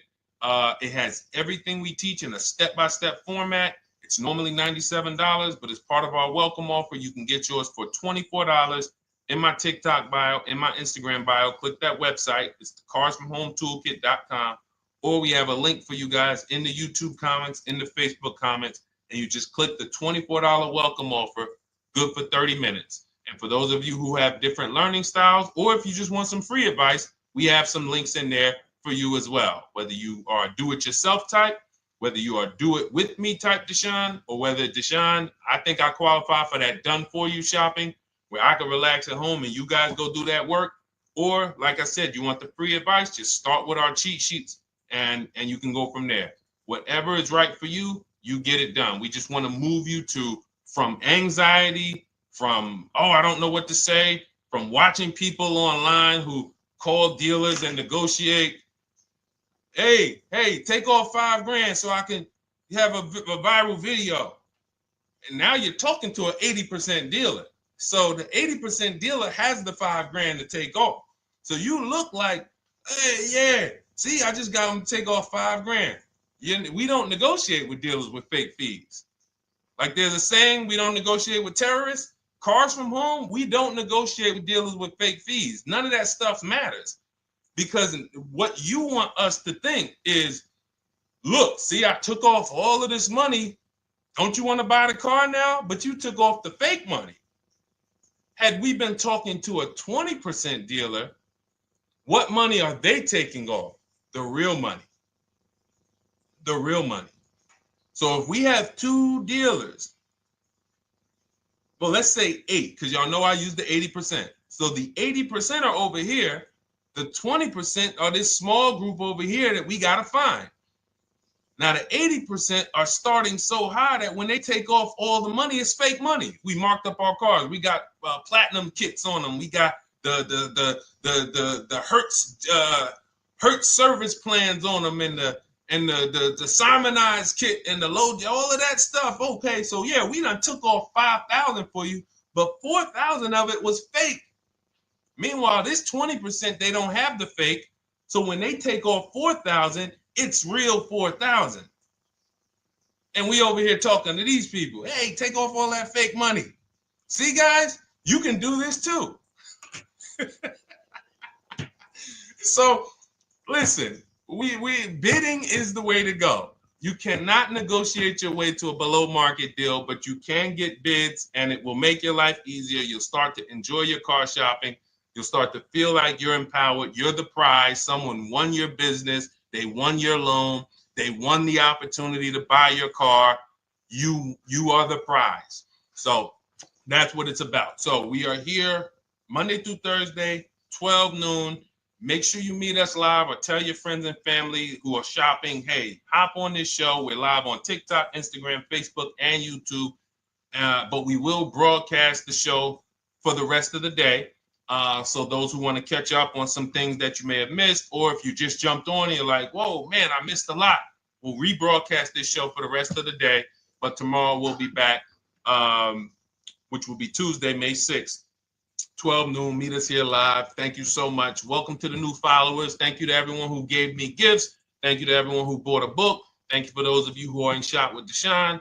I look forward to your success stories. Always a pleasure.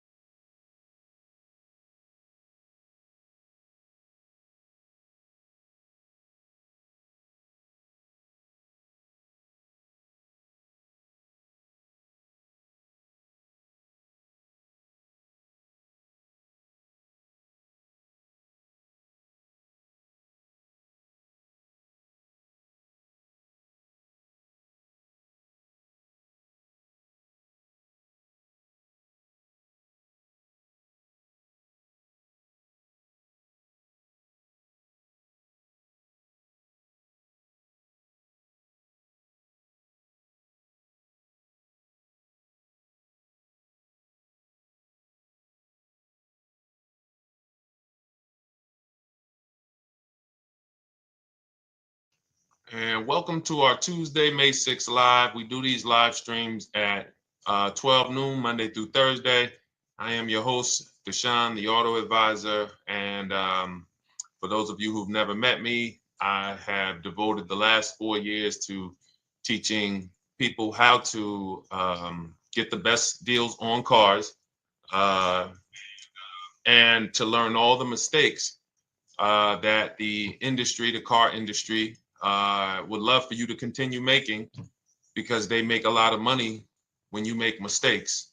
And so what we do here is we really just do questions and answers. I will teach on various topics that I feel are widely misunderstood, like the subject of leasing. And some of you who are new here, if you've never been here before, could you type a 1 in the chat if this is your first time on a stream? We do these streams about 60 to 90 minutes. And if you're going to get the most out of them, we just ask that you lock in, that you focus, because we will be talking about $1,000 mistakes. Nothing here that we'll be talking about over the next 60 to 90 minutes is hundreds of dollars. You know, I'm not looking to, have you spend some time with me on a Tuesday to talk about how to save hundreds of dollars. No offense, I'm sure that's important to some people, but we are here to talk about things that are affecting your bank account by the thousands every year.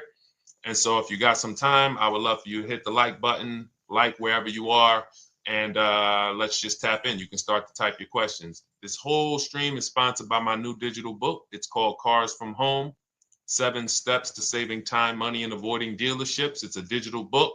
It's 5-star rated. Thank you to everyone who's rated the book and reviewed it.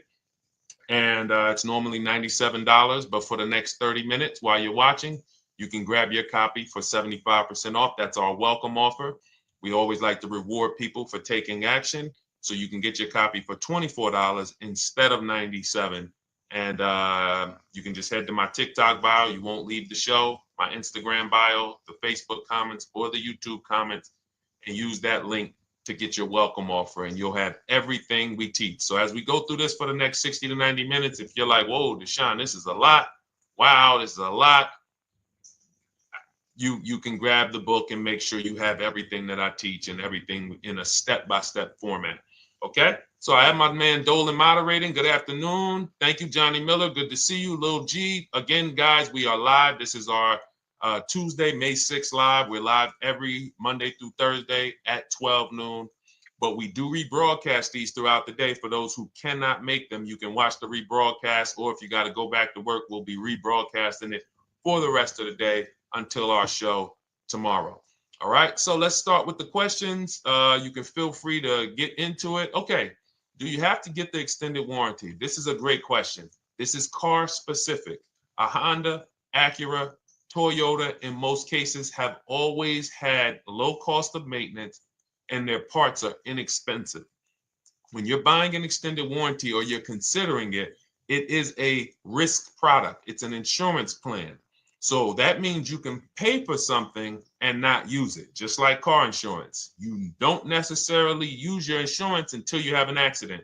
Same thing with an extended warranty. It's an insurance policy. So what you're trying to do with any insurance is see what is the likelihood that what I'm paying for this is going to exceed the price if I did need to use it. So in the case of a vehicle, when you're trying to determine what should I get an extended warranty, there's 2 things that are important. Does this vehicle that I'm purchasing have a high likelihood of things going wrong? We know, and some of you have had cars with histories, and we know there are certain cars, they tend to have things go wrong more than others.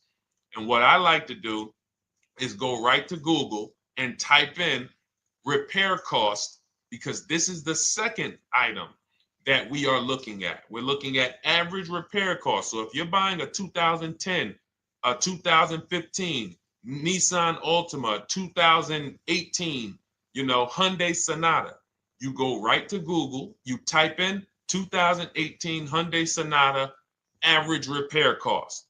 Now, if you see that those typically go on the lower side, then that can take a lower set of risk where you might say, all right, likelihood of these things going wrong on this car is slim.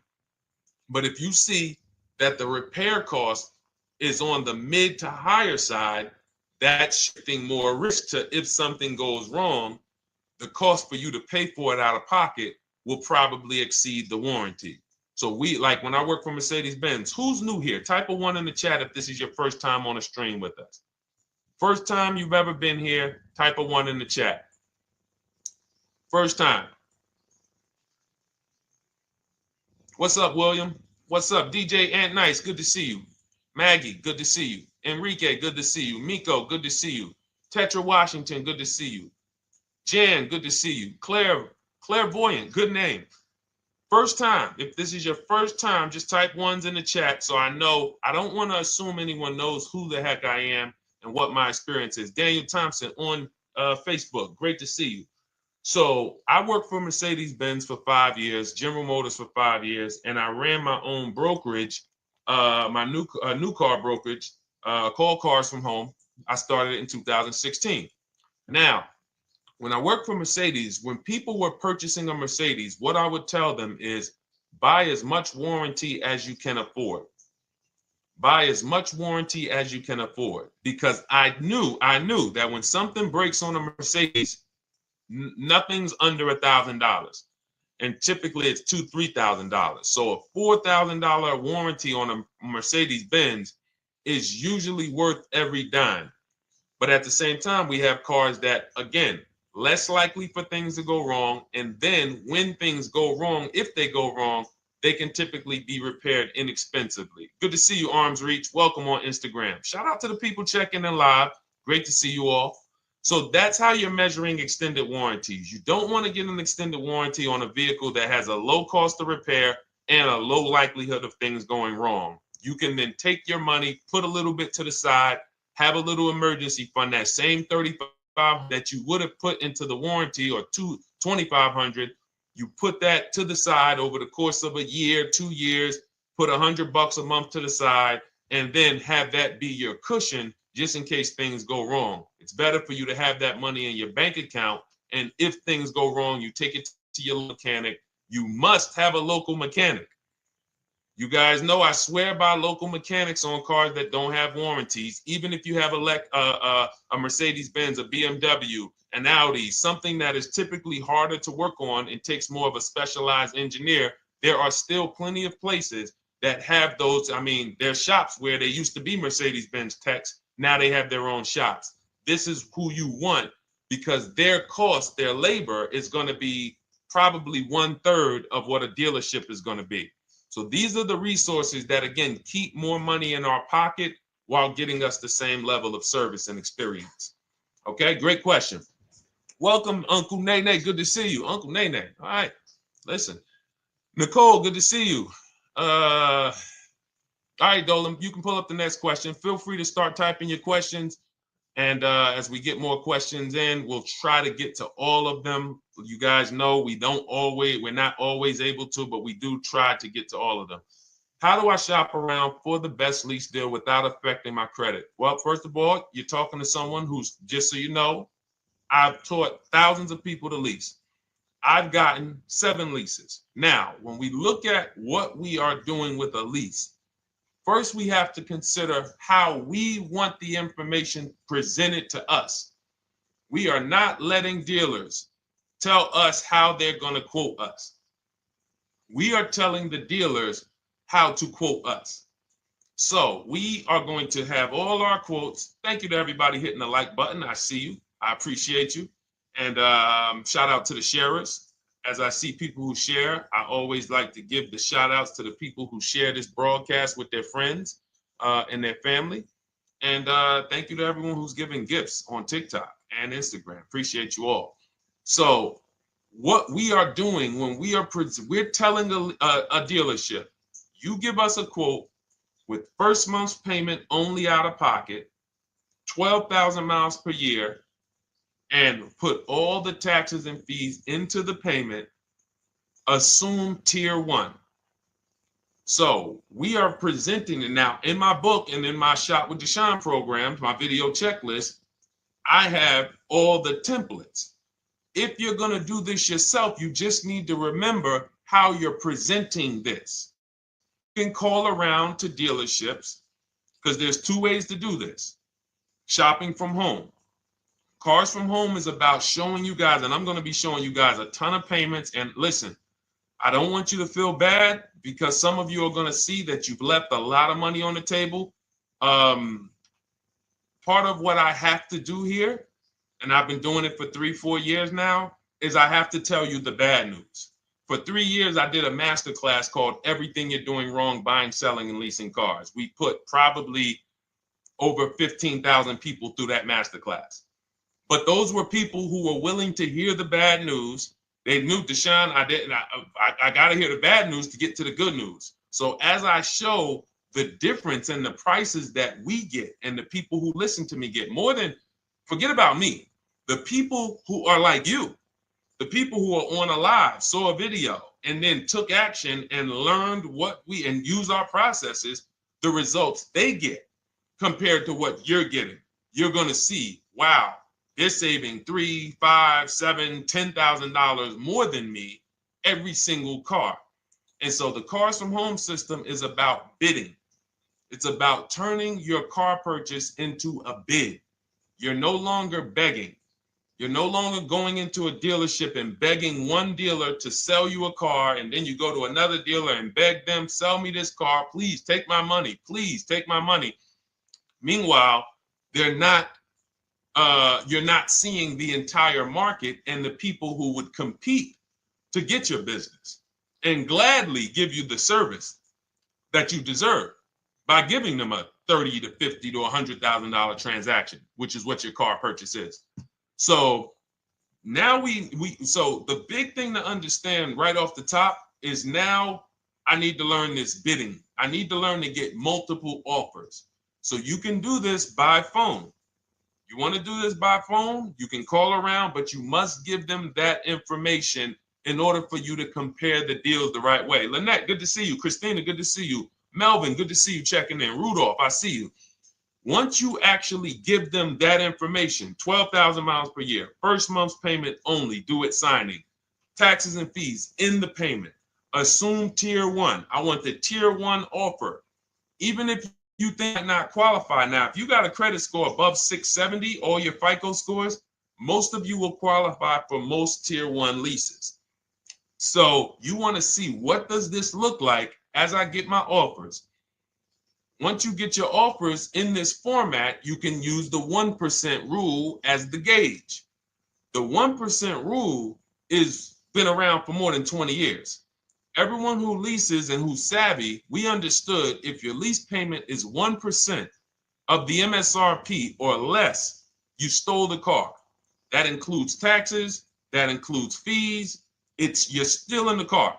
So example, we're looking at a $30,000 car, Hyundai Sonata or a Hyundai Elantra, $30,000 car. When we shop all our offers, if that lease payment is $300 per month, with only $300 due at signing. In other words, I show up, here's $300. Good to see you, GDTV. Thank you for checking in on YouTube.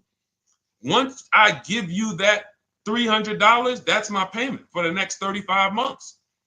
So that's a very, very low percentage of the car you're paying. It's a 1% rule. Now, in order to get a 1% lease, you need a great lease program, which means the bank has to be supporting the car, rebates, incentives, and then you need the biggest discount, the dealer who's going to give you the biggest discount. Now, one of those we can control. One of them we can't. Which one can't we control? And for those of you who are new here, we don't play around here. But my people who are moving, and again, I'll show you, like a lot of people, we got a lot of people who've been following us, using our processes. They're locked in. They're not casually on a live here. We're not casually here talking. They are locked in.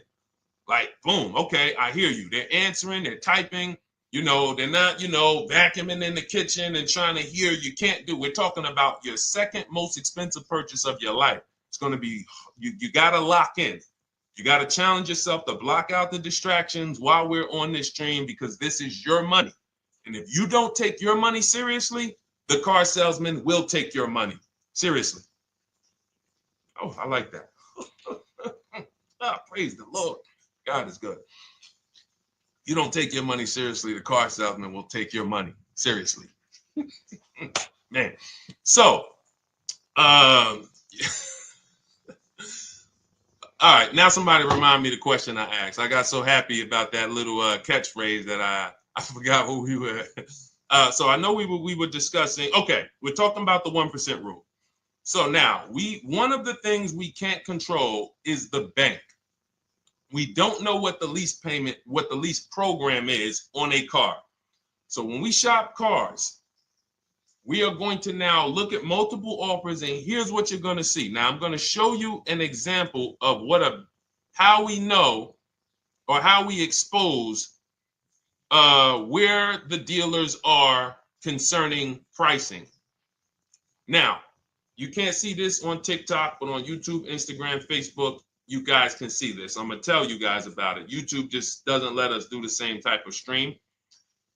But this is a particular Infiniti that we shop for. We have offers ranging, this is a $61,000 vehicle. We have offers ranging from $680 per month, which is a 1.1% lease. So a $61,000 car, $680 per month, that's 1.1%. We divide the monthly payment into the MSRP. Now, we can see here that there are some offers already from dealers that are almost $900, $889 per month. $889 per month, $873 per month. So now when we look and we say, whoa, how can we have we have all these dealers have the exact same car, yet one of them is $200 per month higher than another dealer. Exactly. We call them the 80%.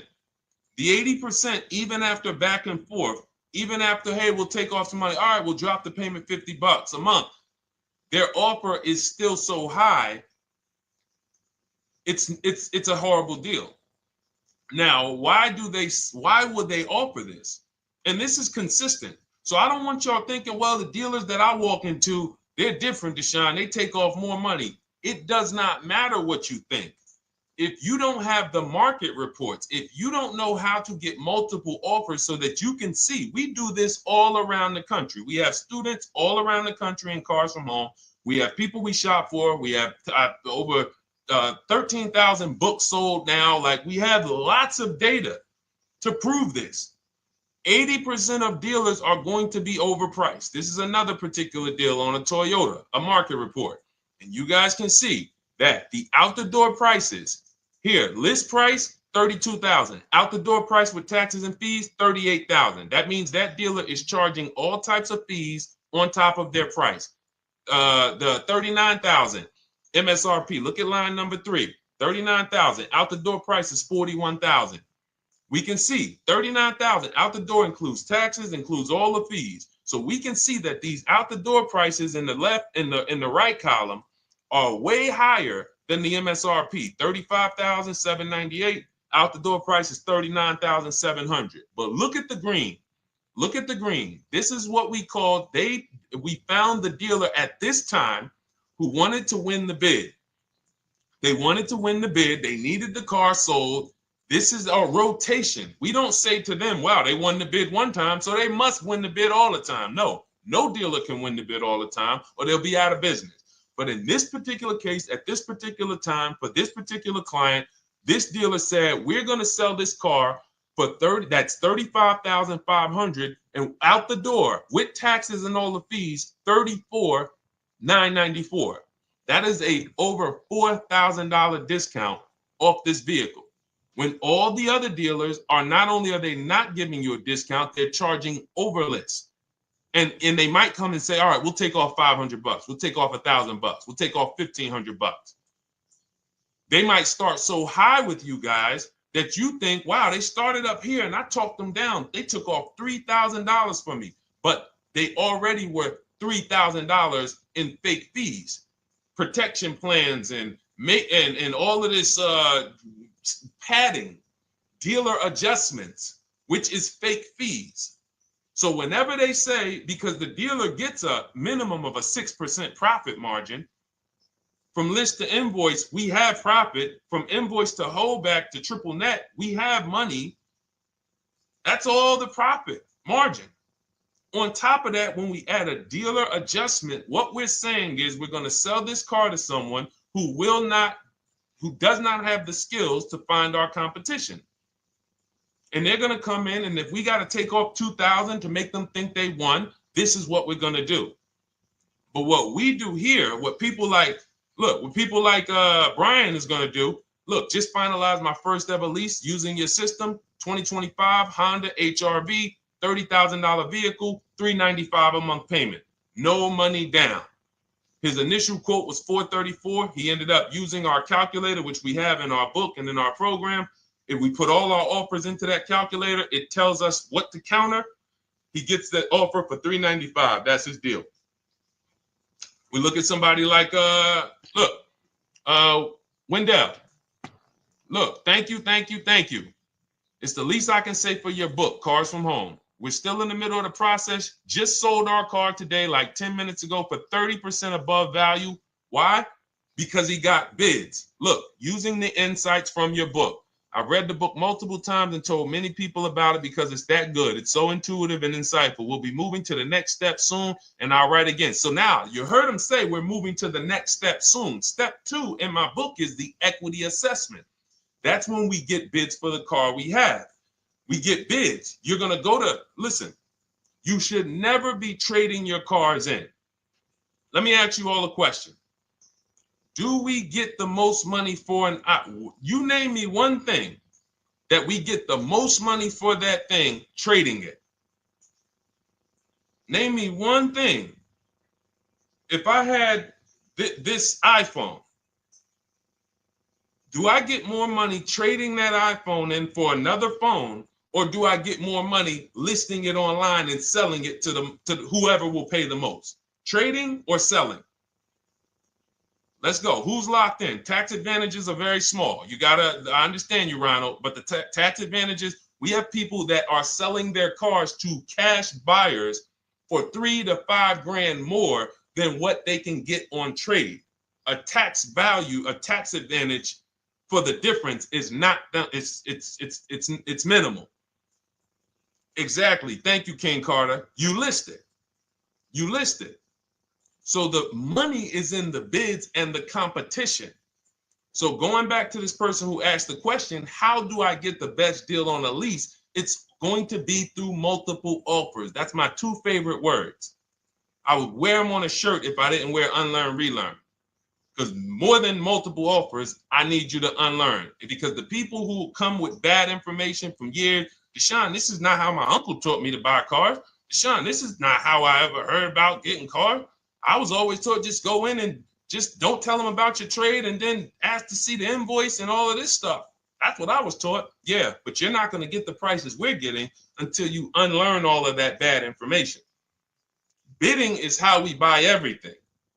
When we go into the supermarket to get spaghetti sauce, all of those companies are bidding.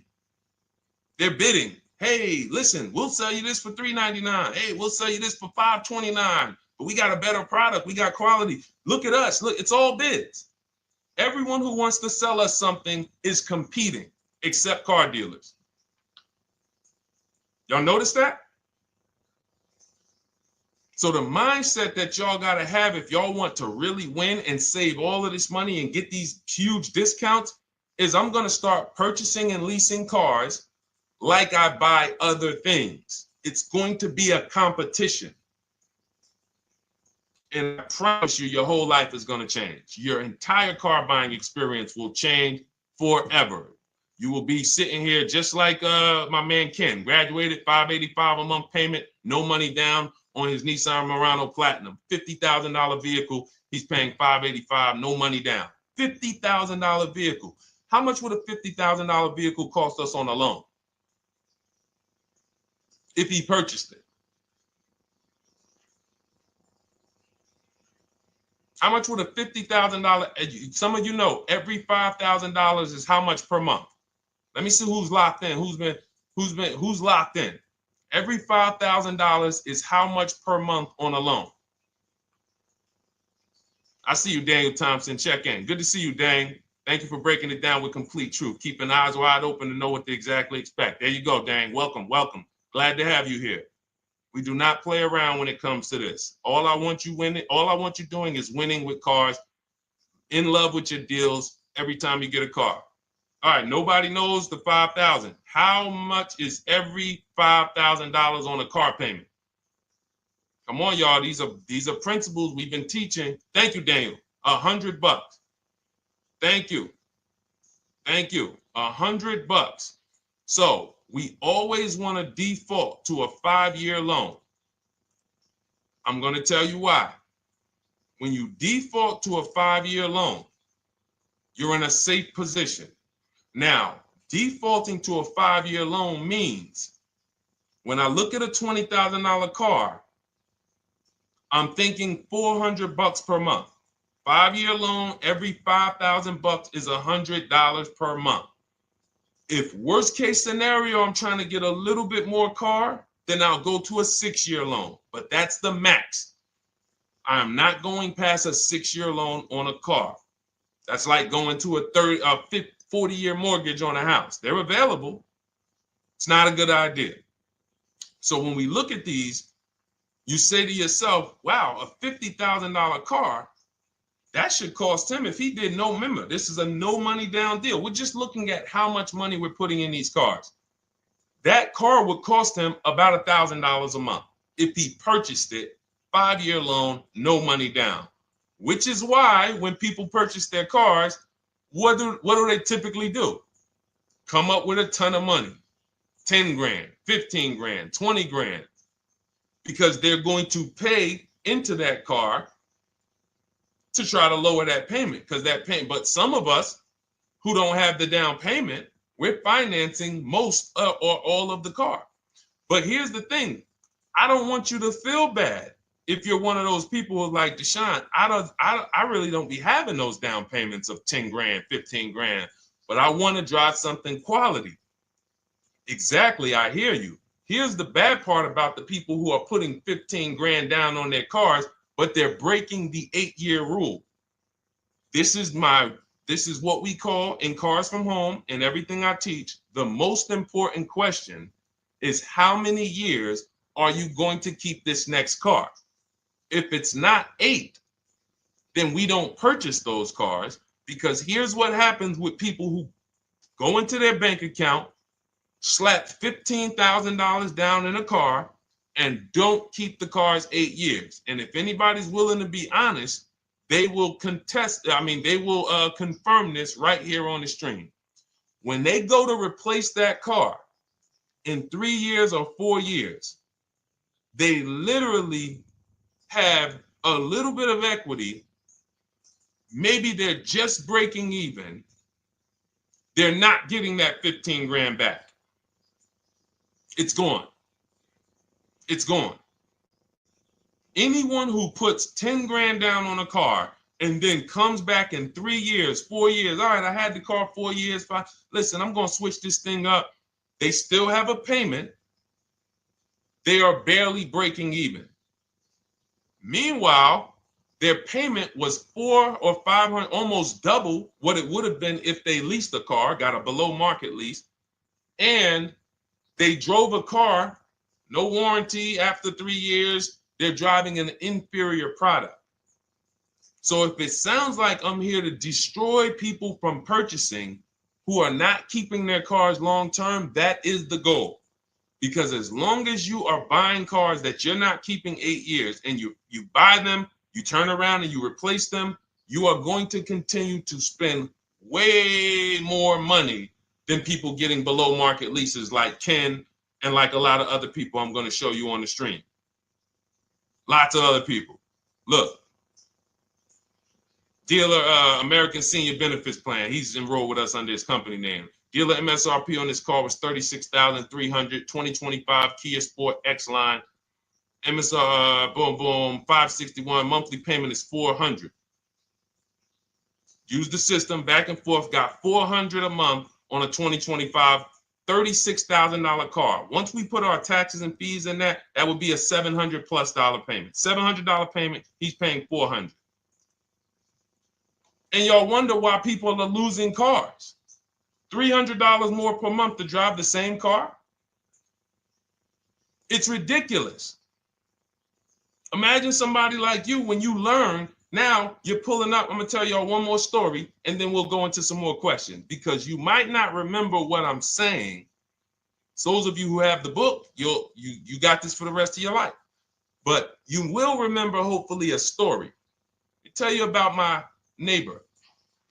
So my neighbor finds out that I'm into this car business and that I educate. And he said, hey, Deshone, I was watching some of your videos, and I come across this 8-year rule that you teach. And his wife had actually had a Kia Telluride. Popular vehicles, probably been one of the most popular SUVs, that the Palisade, since 2007, 2019. Super popular vehicles. People were charging $5,000 over sticker for them during the pandemic. People were paying it. We were getting them at discounts. Now, his wife totals the truck. She has an accident, totals the truck. She's fine. Truck is totaled. He was financing it. He said, Deshone, I see this 8-year rule thing, man, and I don't keep my cars 8 years. I said, okay. He said, so I'm thinking I should, like, you're saying I should be shopping for a lease on my next one. I said, exactly. I said, make sure you get multiple offers, because if you just walk in and say, hey, work me up a lease, they'll give you the same payment you had on the purchase. And then they'll tell you something ridiculous that they want you to believe, like, hey, the lease is the same price as the purchase, so you might as well just purchase it. And people believe this stuff. Now, I said, you get multiple offers, stay at home. He calls me, he says, Deshone, I got the new version of the Telluride, new. I'm paying $479 a month. He's $497, and then he said, I think he put down like $1,000, bring it down to $479. $497. He was just paying $800. Do you think anyone can tell him anything about leasing? He's pulling up in the same exact truck. In fact, the newer version. He knows he wasn't going to keep the car long term anyway. He's not going to pay it off and then keep the car and have a paid off Kia Telluride for 10 years. That's not what he does. He keeps them 3 years, 5 years, 7 years, and then he replaces them. So why is he paying $800 a month for years, no warranty, when he could be driving brand new ones for $497 a month, problem free? But as I said, some people are determined to pay more. But the people who, once you get this leasing thing, if you're not keeping your cars, it will change your life. Now, again, I got a car I'm purchasing, we're keeping it. Anything you are buying, keeping 8 years, forget about leasing. It shouldn't be a thing.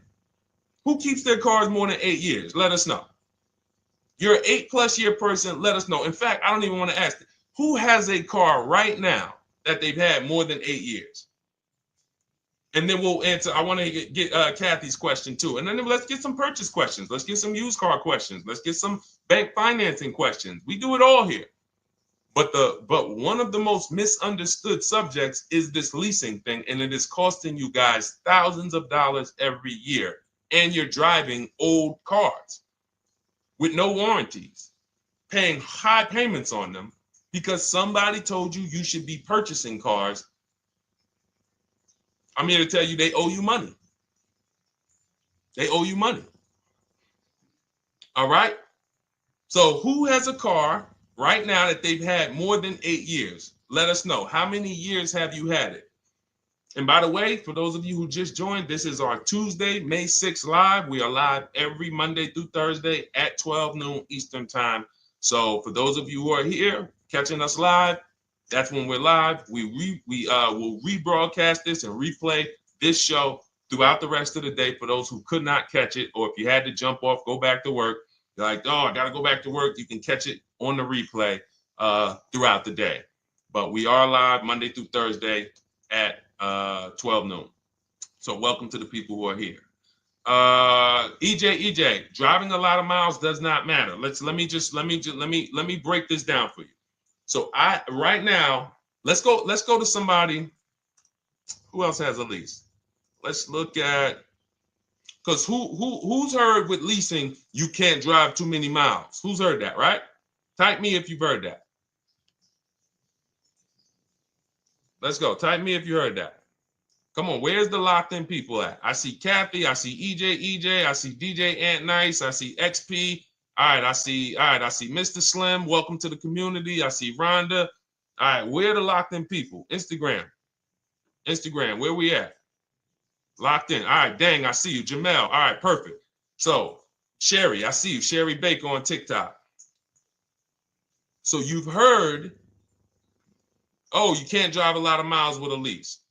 Let's be clear here. You choose the mileage on your lease. It's not selected for you. In fact, the only time it is selected for you is if you don't realize you choose it. That's the only time they're going to choose your mileage for you. If you go in and you do something like, hey, work me up a lease deal, they're probably going to work you up a 10,000 mile a year lease deal. And they're probably going to say, hey, you need $3,000 down, and this is going to be your payment.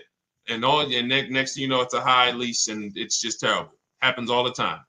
We tell people how to quote us. First payment due at signing, taxes and fees in the payment. So now let's look at a lease, and let me show you what it would look like. So this is Val Boss Lady. She's in our Shop with Deshone program. Everything that you guys know that we're talking about here, if you're like, hey, I really, really want to go deeper, I want the step-by-step, the blueprint, that's my digital book, Cars from Home, 7 Steps to Saving Time, Money, and Avoiding Dealerships. Normally $97. You get a welcome offer. It's 30 minutes because I want to see you win, and you get 75% off for 30 minutes. If you go to my TikTok bio, Instagram bio, YouTube comments, Facebook comments, click those links, and then click that one that says $24 welcome offer. 30 minutes only, reward for taking action. You have everything we teach, the low market leases, the low market purchases, used cars, bank bidding war, making banks and credit unions bid, all of that, $24. You can, somebody emailed me yesterday, said, I'm $15,000 up with what I've learned from you already. And so if you can get it for $24, you can save tons of money for the rest of your life on a $24 investment. In this case, Val's in our, she's more of a wants to do it with me type. Videos, checklist, she doesn't want to read. That's our Shop with Deshone, do it with me program. I coach people. And so she gets a deal on this particular car. Same information, by the way. Not better information here than the book. It's just different learning styles. So she gets a $51,000 electric vehicle, 2025, beautiful vehicle. She's paying 1.16. So her payment on this car, on this $51,000 car, let's continue to make sure we understand the price of these cars. $51,000 car, her payment is $591. No money down. Now, some of you might say, wow, if I got $591, I'd probably put like $3,000 down, bring it down to $499. You could do that. That's how we can do. We can do that because she already got an incredible deal. Then we're just determining how we want to structure our payment. And thank you for everybody sending me gifts. I appreciate you. Thank you for all the badges. I don't take it for granted. And thank you for everyone who's hit the like button. Those of you who are double tapping the screen. Every time you hit something on TikTok, you like it, you double tap the screen, you keep running those likes up. We appreciate you. It does matter. It helps spread the word. So let's say Val wanted, she's a high mileage driver like EJ. Let's say, EJ, how many miles per year do you drive? 20,000, 25,000? Let us know. I'm gonna show you why. In my book, I have 2 strategies for high mileage drivers. I'll tell it to you guys right now. How many miles a year do you drive, EJ? 25,000, 20,000? Those are both high. Let us know. Or if anybody, else, because, anybody else who's a high mileage driver, let us know. How many miles? 26. All right. Thank you, EJ. So let's just round that to 25 for now. Let's just round that to 25. So let's say instead of her $591 payment for a $51,000 car, now you could shop for a $30,000 car and you can have a 1% payment. If it was, a similar deal, you'd be paying $300 a month. In her case, she has a $51,000 car. She probably wanted a nice SUV that looks beautiful, that some other people are paying $1,000 a month for. She's paying $591. But if she wanted to bump it up to 15,000 miles a year, she'd be paying another $30 more per month. She'd be paying $620. Now, if she wanted to bump it up to 20,000 miles per year, she'd be paying probably another $80-90 per month. So she'd probably be paying $700 to drive 20,000 miles per year. Now, let me tell you guys, because some of you guys who are like, yo, man, those payments are high. We're talking about $50,000 cars here. So if you were shopping for a $30,000 car or $35,000 car, naturally, if we took the same exact numbers, let's take a $35,000 car, 1.16 lease. That's a 406 payment, probably $399. So now, in order to go, and let's say you're a high mileage driver, just like EJ, you want to add another 15,000 miles to your lease. You're probably going from 400 to 550 or 575. But you have all the mileage you need. And here's the beautiful thing about that. If I'm paying $175 more per month, but I get all the mileage I want, and when I drop this thing off, I get a new one, I don't have to worry about negative equity, and I put no money down. That is way better than what most people are doing out here, what everyone's doing. Because I'm gonna tell you what most high mileage drivers do who don't put money down. They will go in, buy a car, take a super long loan, 6 years, 7 years, just so they could afford the payment. Now, here's what happens. They drive the car, they put 25,000 miles a year on it. They come back in 3 years or 4 years, and they say, wow, I got 100,000 miles on this thing already. Let me go and swap out the car.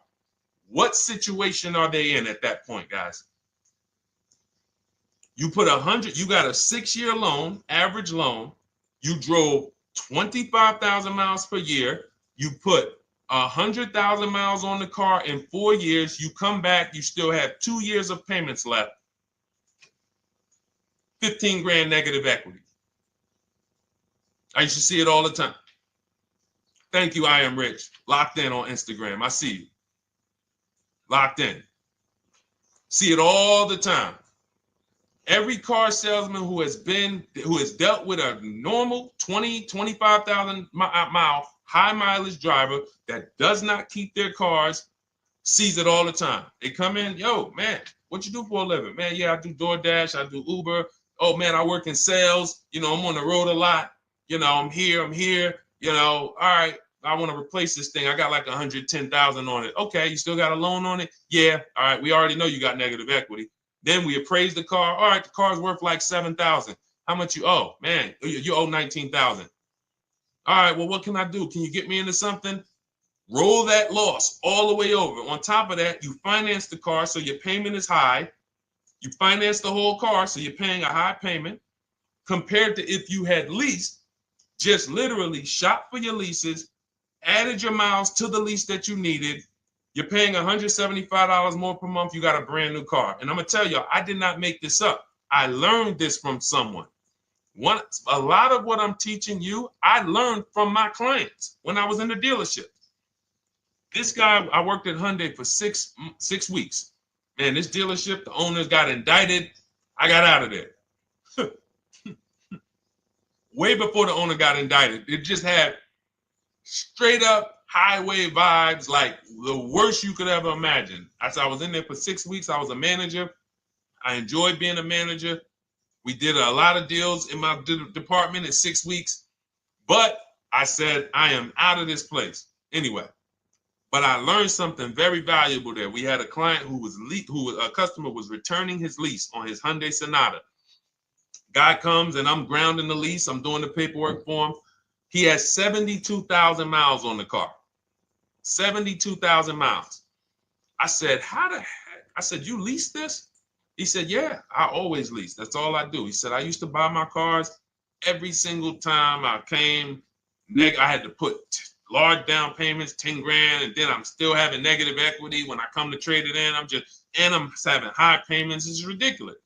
I looked at his payment, and let's say the average payment for a good deal on a Sonata at that time was $300, $325, whatever it was.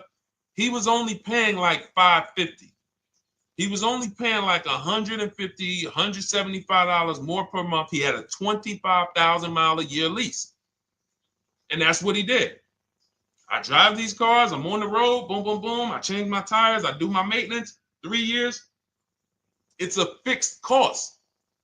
There's no variable cost. I don't have any surprises. I'm not getting hit with a negative equity bill that I got to transfer, which means when I transfer my negative equity, I get less car on the next transaction.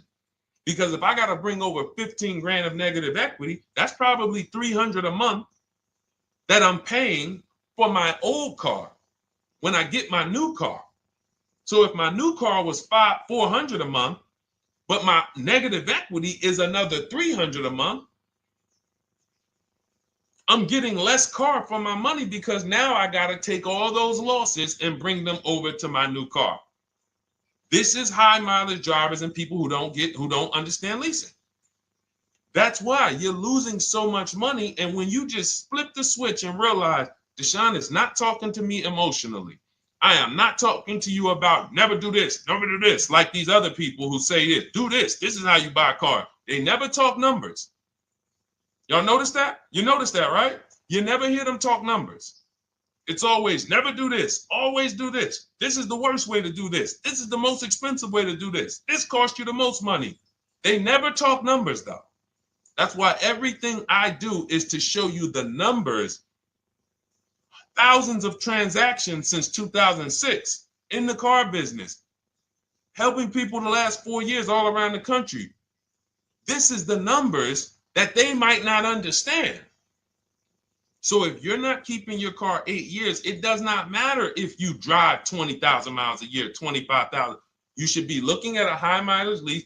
Or my second strategy for high mileage drivers is this, because some of you want a nice car.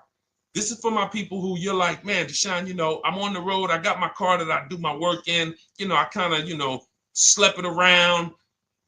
I don't really want to lease something and then put, that wear on it. I got stuff. I'm throwing bags in the back, whatever it may be. There's a strategy we created called 2 cars, 1 payment. And what will happen is your first car will be a purchase. And if you have an existing car, you're going to keep that. So let's say you have a car now, you're driving a lot of miles, you're doing your 25,000 miles a year. You pay that car off. You keep that car, and then you go and you lease you something nice, regular mileage. So you might get a 12,000 mile a year lease, and then you drive 12,000 in your mileage car, 12,000 on your nice car. Because some people are like, I want a car that I could, when I need to go somewhere nice, this is what I want to drive. When I'm with my family, this is what I want to drive. But when I go to work 5 days a week, I'm going to drive my mileage car, 3 or 4 of those days, and then I'll take the lease maybe 1 of those days, and I'm splitting the mileage. You still have 1 payment. It's low. And then every couple years, you replace the mileage car or you replace the lease car, and depending on when the lease is up. But you want to keep that, and that mileage car should be something that will last. Ideally, something that you can get 200, 300,000 miles a year out of that car, because that's what that car is there for. Man, I'm hopping in this thing, man. Oh, transmission went out at 170,000 miles. Go get you a rebuilt transmission, boom, boom, drop it in there for $2 grand, get another 80,000 miles out of that car, but you still got your lease car and you're just splitting the mileage. Both of those are short-term strategies for high mileage drivers. That is not for long-term people. If you're a long-term person, I keep my cars 8+ years, forget about leasing. You should just be finding the best deal, below market purchase, keep the car, something you can keep for 8+ years. You can put 30,000 miles a year on a car 8 years in a row. If you get the right car, and in 8 years, you got 240,000 miles, and then you replace it. Forget about leasing. This is only for you guys not keeping your cars 8 years. You're getting killed on depreciation. You're paying tons of money. This is you are the people who should be leasing. Okay? So everything we're talking about this is the Cars from Home system. We teach this. I'm not freestyling this. This is in my book, digital book, Cars from Home, 7 Steps to Saving Time, Money, and Avoiding Dealerships. We have two strategies for high mileage short-term drivers, 1 strategy for high mileage long-term drivers. And so if you want your copy, you can get it for 75% off. That's our welcome offer to you. As a 30 minutes welcome. Thanks for being here. I want to reward you. If you want everything we teach in a step-by-step way, go grab your digital copy. It's in my TikTok bio. It's in my Instagram bio. Click those links. We also got a link in the YouTube comments and the Facebook comments. Grab your copy. And make sure as soon as you purchase, screenshot the thank you page. You're going to see thank you for your purchase. screenshot this page because it has my support team's email on there. And then there's a link for you to open the book right there. You can save it right to your computer or right to your phone. Okay. But and we also have a special for those of you who are like Deshone. What about that, video checklist and coaching program? That's lifetime access to my video checklist. You're like, maybe Deshone, I don't really read. I like step-by-step videos. And also, I want to be in your Facebook group. We have 1,600 people before you that are in that group, 2,300 people that are shopping with us that have a lifetime access to our video checklist. We have a $200 special for that welcome offer. And so I'm always about rewarding people for taking action with a special offer. It's limited time though. And so get in where you fit in. All right, let's keep it going. Thank you, Corey. Said amazing knowledge. Thank you. And I'm glad I saw somebody said that's a great idea with the 2 cars. Thank you. It's a great idea. All right. You've convinced me to lease my next vehicle. Awesome. Awesome. Does your service shop for lease terms on the car? Absolutely. If you qualify for done for you, that means you just want to relax. That means we only shop for new cars and leases for people, new purchases and leases. And you have to have a FICO score over 670. But yes, here is a market report that we prepared for a client. Let me put on do not disturb. Here's a market report we prepared for a client. Okay, so I showed you that that's an affinity. We didn't even finish that. We had just started for this client. But this is, do I have one here? No. Do I have a lease market report here? Yeah, right here. So that's an example of what a Kia, this is a particular Kia lease where their best offer was a 1.27 offer. Now, here's how you know you found the bottom of the market. And again, whether you're using the book or whether you're calling around, again, you can call around to do this. The key is not going into dealerships. You cannot do this going in. Once you get your offers, you know you found the bottom when your best offer is between $150 to $200 less per month than your worst offer.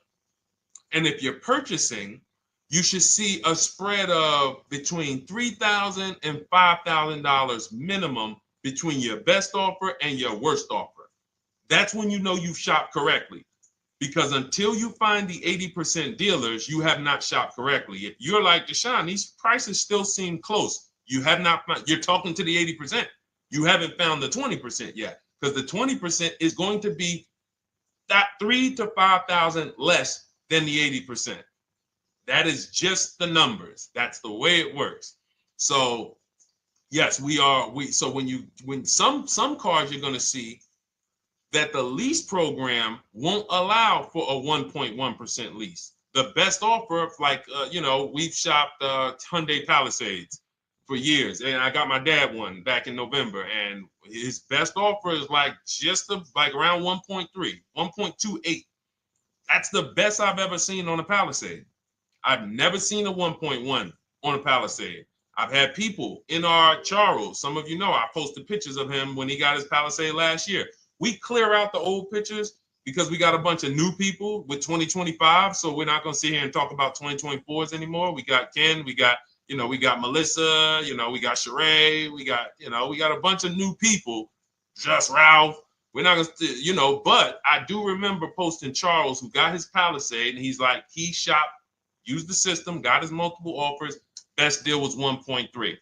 So that's where it comes in at because of the lease program. That dealer is already taken off to win the bid, probably taking off $5-6 grand. But if they don't have more rebates and more incentives and then it's not going to lead to a 1% lease. So the 1% leases come from major incentives. Maybe sometimes they have too many of the vehicles. They want to move them. Lots of bank support. But what I tell you is you should be looking for between 1.25 and 1.5. That's how you should budget for a lease, between 1.25 and 1.5. That's a great deal. And if it has a really aggressive lease program, once you get your bids, you're going to see it fall under the 1.25. You see it fall into 1.1, 1.2. but we don't know what the lease program will be until after we shop for that vehicle. Okay? So yes, absolutely. It's an empowering way to shop. It's also fun because you can see, man, I'm not begging anymore. Like these people are like, please do business with me. Please do business with me. And then you start to feel bad for everybody who's still in those dealerships doing it the old way because they're talking to the 80%. There's no way they can win. They don't even know there is an 80% to realize that's who they're talking to. So when the dealer says, all right, I'll take off $4,000, they're like, wow, I won. Man, the dealer took off $4,000. But if they saw the whole market, they would understand that that dealer actually is overpriced by $7,000, $10,000. So taking off the $4,000 means nothing. It's just sad. It's a sad thing. And that's why I spend my time trying to convert you guys from negotiating one-to-one to getting multiple offers so that you can see for yourself. All right. Thank you, Julie, name Richardson. Thank you for sharing. XP got the number 2 gifted badge. Forgive me because I don't really know what that means, but I just know that's what it's saying. So I appreciate it. Thank you, Corey22. Sherry Baker, thank you so much. Number 1 gifted badge. All right, let's go to some more questions. We got some more questions. Dolan, I'm sure you got a lot of them. And what I'm going to do for the rest of the broadcast is just try to do rapid fire questions and answers. Okay. And if you guys want me to go deeper on any particular subject, then just feel free to say, hey, could you go deeper on that? How do you get a car loan with bad credit? Well, we have a resource. It's not our company. We have nothing to do with them. But we always try to stay up to speed on who's financing people with bad credit, because the goal is you don't want a dealer controlling your financing.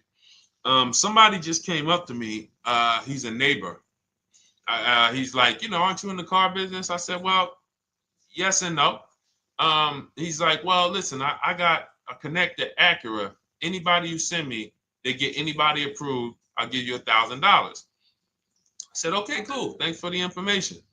For them to give me $1,000 just for sending the customer, and he's also a middleman, he's not a salesman, how much money are they making on the customers?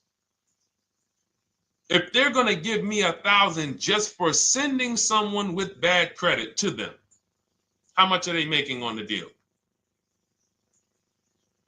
Arms Reach, congratulations. Just got my book. You use it when, please send me your email testimonial. Well, as you use it, just as you do your equity assess, everything, email me. Congratulations. How much are they making? We can imagine, right? If they're giving me $1,000 just for bringing them the customer. So this is what happens when you let the dealership control the loan. Because why do we separate? All right, I'm going to break something down I call the 3 pillars of great car deals. Three pillars. You can't get a great car deal without maximizing each pillar. And some of y'all that have been with us for 3 years, y'all already know the 3 pillars. First, who you buy your car from. Second, who you get your loan from. Third, who you sell your old car to. That's 3 separate transactions. The car business has trained you guys to give them all 3. All 3. The car business has trained you guys to give them 3 transactions. Anytime you purchase the car, who's done this? Be honest. Purchased the car from a dealership, sold them your old car, in which case you call it a trade, and they got you your loan. Who's done this? 3 transactions in one. Why do we know these are 3 transactions? One, there's competition. People want to buy your car. It's okay, Corey. That's that. Thank you for being honest. That's how we change. The reason why we know that these are 3 transactions because there's people who want to compete in every one of them. There are people who want to buy your car. That's why step 2 in our book, we never trade. We get offers from CarMax, Driveway, Carvana, AutoNation, Car Gurus, Kelly's Blue Book Instant Cash Offer. It's a bid. We just had someone sell their lease. Miss Hickman, she sold her lease, made $4,700 selling her lease. CarMax won the bid. Drove the car for 3 years, had equity. She dropped her lease off. They gave her $4,700. Won the bid. That's one pillar. Second, who I'm going to get my loan from if I'm getting a loan. Those of you who are paying cash or leasing, this is not a pillar. But we need to bid out our loan. We had a great talk yesterday on our show yesterday where I asked, who do you guys get your loans from? Most people said the bank, the credit union, the dealership. One person said the right answer, whoever gives me the best APR. That's the right answer. And then we have who we buy our car from. There's banks and credit unions that want to compete for our loan. There's multiple dealers who want to compete to sell us a car. So we can't get a great deal until we have bid out each pillar. And that's why when we have bad credit, if we let the dealer now control, this dealer has a car. We didn't bid out that car to find out, is it a great price? Now they're also giving me the loan and they're charging me 25%. We didn't bid that out to see, is that the best loan I could get, even with my bad credit? Is that the best loan I can get? So the key, what you want to do first if you have bad credit is I'm online looking for anyone who will finance me with bad credit separate from the dealer. I'm not going to Carvana.com and saying, hey, you can get a car with us you can get a loan with us as long as you buy a car from us. You're mixing the transactions. You're taking away my ability to get bids. I'm finding someone you should check out. There's a resource.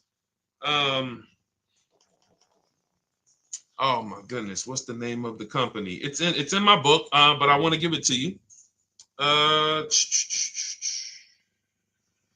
Goodness, it's slipping my mind right now. Send me an email or DM, because here's the thing. If you use just that part and get the loan funded, but you don't know how to bid out everything else and structure your transactions, and are you keeping the car 8 years? Because if you're not keeping the car 8 years and you're like, Deshone, I hear you talking about leasing. I'm not keeping my car 8 years, but my credit's not good. The only purpose, if you telling me that I could be driving brand new cars for cents on the dollar, but I don't qualify right now, this car that I'm going to get is to set me up. So I'm not going to get a $30,000 car. I'm going to get me a $12,000 car, $10,000 car, the cheapest car I can get a loan on, so I can establish a payment history. And once I establish a 2-year payment history, yeah, I'm going to drive a car less than what I could drive. I got the money. I could afford more than this. But you're not setting yourself up for the right transaction. You should be setting yourself up and saying, all right, I'm going to sacrifice with this car, drive something that I know this is not my ideal car, but I'm going to build 2 years of payment history. So when I go and I swap into my lease in 2 years, I'm out with a brand new car. I'm paying cents on the dollar, and I won. But it was a plan. It was a long-term plan. This is the second most expensive purchase of your life. You can win every single time, or you can lose and set yourself and your family back 5 to 10 grand each car or more. Every time you get a car, it's 5 to 10 grand more you're coming out of your family's bank account than what could have. Then you got the car breaking down. Now you got tow trucks, all because you don't have an actual plan you're rolling out. And that's what I see a lot of people do with bad credit. Oh man, I got bad credit. I'm just going to go and get me something. I could afford $600 a month. And they go and buy the most expensive car. But because 25% interest is on the loan, they're not getting the most car for their money. Now, 3 years down the road, they're going to pay the high payment, still have negative equity because the interest is so high. And then they go and swap and do it again. And because the payment's so high and the car is older, because they want something fancy, but they really can't get that because, again, the interest is high. That's eating into their budget. Now, they're going 3 years down the road. They missed 3 payments. They were late 3 times, so they're no closer to leasing. Credit's still bad. This is disaster. So if you're a long-term person, I break it down for you guys into two groups of people: long-term, short-term. Long-term high mileage driver, short-term high mileage driver, different plan. Long-term bad credit person, short-term bad credit person, different plan. If I'm a long-term person with bad credit, here's what I'm doing: finding the absolute best car I could find, getting bids, either new cars or used cars. We got the strategies for both. You can use the marketplaces, cars.com, Car Auto Trader. We got a whole strategy for how we find used cars, but you find that car, you pay your loan of 20%, 19%, 18%, if that's the best you can get. Because here's what you're going to do. In 2 years, you're not swapping into a lease. In 2 years, you've established a payment history, you fixed your credit, and now what are we going to do? You got a quality car. You're not thinking about trading it. You're not thinking about replacing it. You're like, man, this is my car. It's a great car. I'm just paying daggone 20% interest. What do I do now after 2 years? Now that my credit is good because I got a quality car, dependable car, I'm focused on fixing my credit over 2 years. What am I going to do after 2 years? Anybody?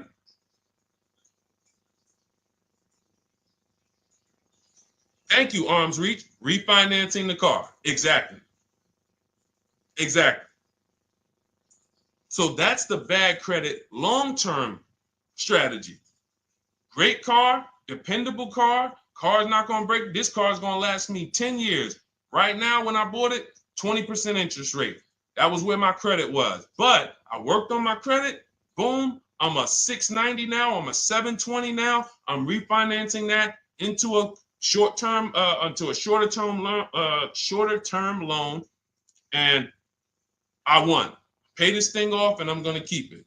Nothing to talk about leasing.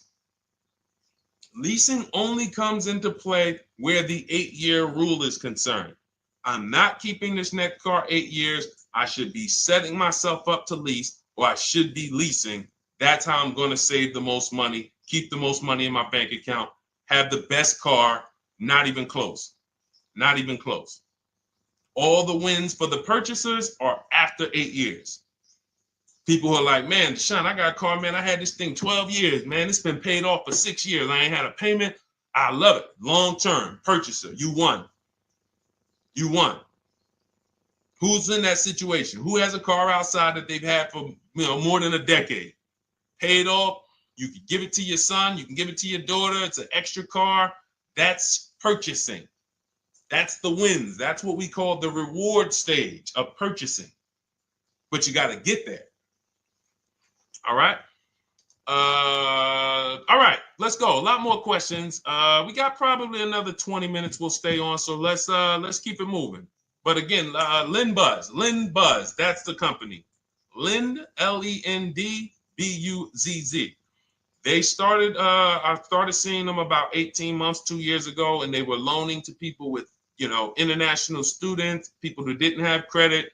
You want to try to find a place that will fund you independent of the dealership.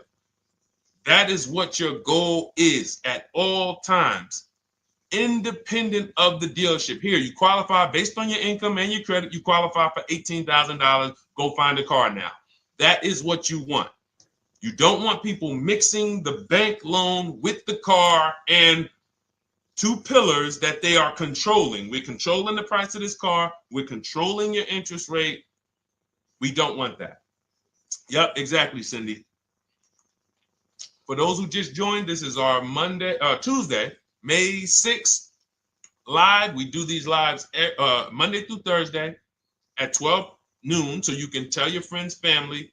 We wanted to now come up with a constant and consistent time where I can meet with you guys. If you don't have, if you can't stay the whole broadcast, we will replay these throughout the day because sometimes people got to jet back to work. They're watching us on the lunch break.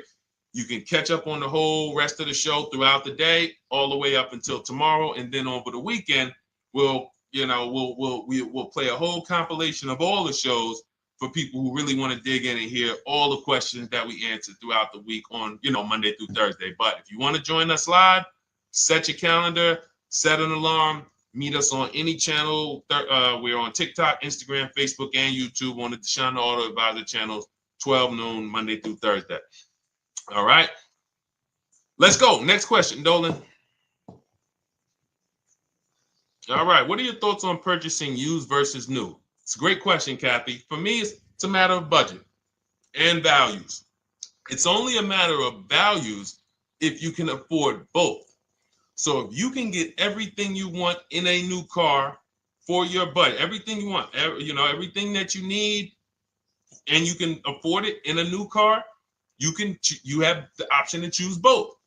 So it becomes a matter of values. In my book, I teach, are you a person who's like, I want to reward myself. I only get a new car every decade. I'm going to keep this thing 10 years. I want the latest and greatest. Therefore, I'm going to shop and get the best offer, get me a below market purchase. Because y'all notice I always put in a caveat of a below market purchase, below market lease. That's all we're talking about here with Cars from Home. That's all we're talking about. You need to, every purchase you make or lease you get, you want it to be a below market lease or purchase. So now, if I could afford both, is it I'm going to reward myself with a new vehicle, or do I have these other values where I actually want to knock 20 to 30 to 40% off the price to get even more for my money? So that's really up to you if you can afford both. There's no right or wrong there. It's a matter of, like I said, the values. Now, some of you once you look at your budget, I have a tool in my book and in our video checklist, the coaching program called the Perfect Budget Calculator. We invented this, so it's not on Google. You'll hear a lot of the stuff, almost nothing we teach. You're like, if you ever go to look for it, the 8-year rule. No one talks about it. We created it. This is our intellectual property that we created to teach you guys to create these boundaries, the rule of 72 and the 10th birthday, 1.5% rule for overpaying for leases. These are all things that are absolutely proprietary to Cars from Home. But one of them is this Perfect Budget Calculator.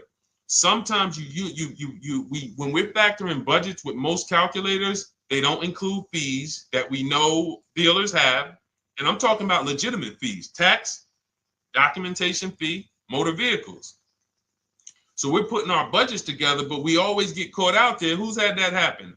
You got it all figured out. You get to the dealership, you bought the car, and they're like, well, what are you going to do with the fees? Because you got $3,000 in taxes and fees. And you're like, oh, where'd that come from? Sometimes they're lying and sometimes it's legit.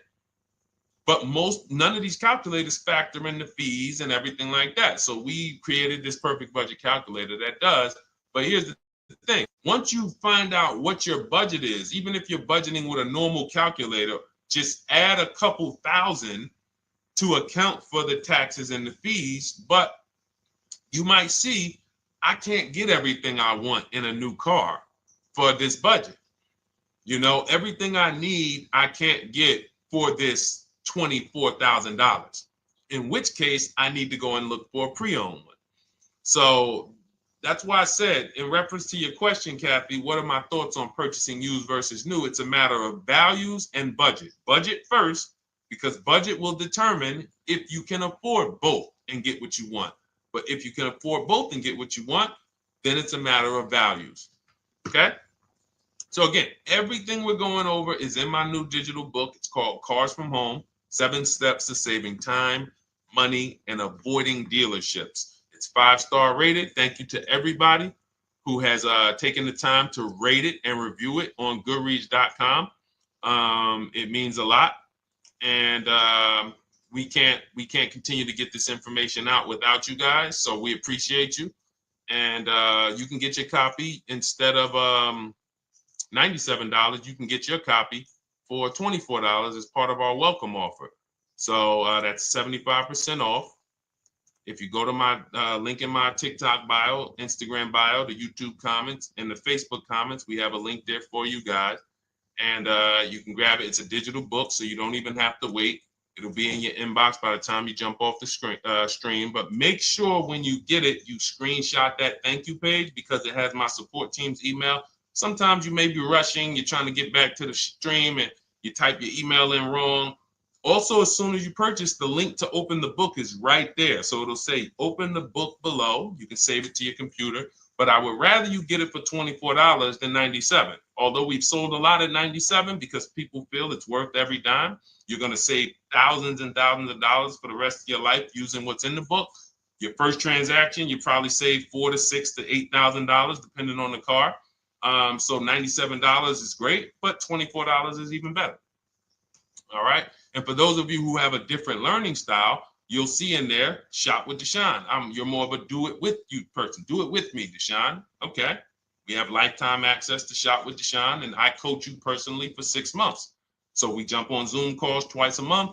And some of you who may qualify for done for you, just do it for me. If you qualify for that, we have a welcome special for that too of $300 off. So get in where you fit. And those of you who are new or you're like, Deshone, I like what you're talking about, but I still don't trust you. You can start with our free cheat sheets. So just start somewhere so that you can start to reinvent how you're car shopping. Magley, how are you?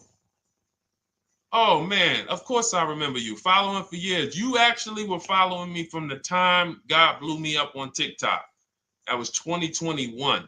So I absolutely remember you and I appreciate you. And yes, it's so good to see you. Absolutely. Absolutely good to see you. All right, Dolan, we got a couple more questions. We got time for a couple more. Let's try to go as fast as possible. The discount for the book is not working. It says time ran out. It's 30 minutes. I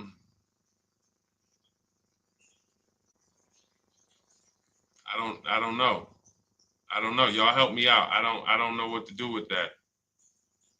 I'm sorry. If the welcome offer for $24 was not really 30 minutes, then that means I'm just lying to you. You know what I mean? I'm just like, oh yeah, it's 30 minutes, but come back in 2 hours and it'll still be, you know what I mean? It's, start with the cheat sheets. You know what I'm saying? Like start with the cheat sheets. Get yourself your free cheat sheets, and start there. And when you feel better about working with us in some capacity, you go to the next step. Start with the free cheat sheets. All right, let's go, Dolan. So I'm a new driver. Should I be looking to be an 8-year person or a lease person? Well, I'll tell you this. I got 3 young adults. 2 my daughter, my daughter who's 18, my niece who's 20, and then a young man that I, basically like a son to me who's in the Navy and he's 21. Well, he'll be 21 this year. So he's 20. Now, they all called me in the last 3 months because my daughter's getting her license. My daughter didn't call me. She's getting her license in the next, in June. And we've all talked about this. How should I get this car? Now, my situation when I was 22, I'd already bought a $500 Mitsubishi Eclipse. Transmission went out on me probably after 6 months. And then I bought a buy here, pay here car. This is before I got into the car business. I got into the car business, I was 22, working for Pontiac GMC Buick. So I get this buy here, pay here car. It was a quality Chevrolet Cavalier. I didn't know anything about cars, so I went to a local spot. They said, hey, put down this, just pay us $50 a week. So I did that.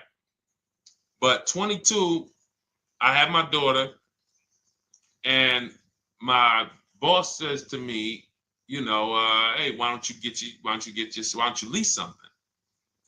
And I was already selling cars, but I just didn't think, could I even, qualify for a lease? I don't even know what I was selling them, but I'm just literally doing what most salesmen do. All right, he wants to lease.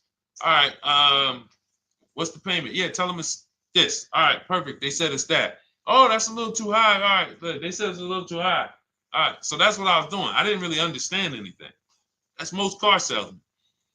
So I end up getting a Pontiac G6. I'm 22. I paid $256 a month. Now, it would have been less, but I didn't get a tier 1 approval because I didn't have, I think my credit was like mid sixes at that point.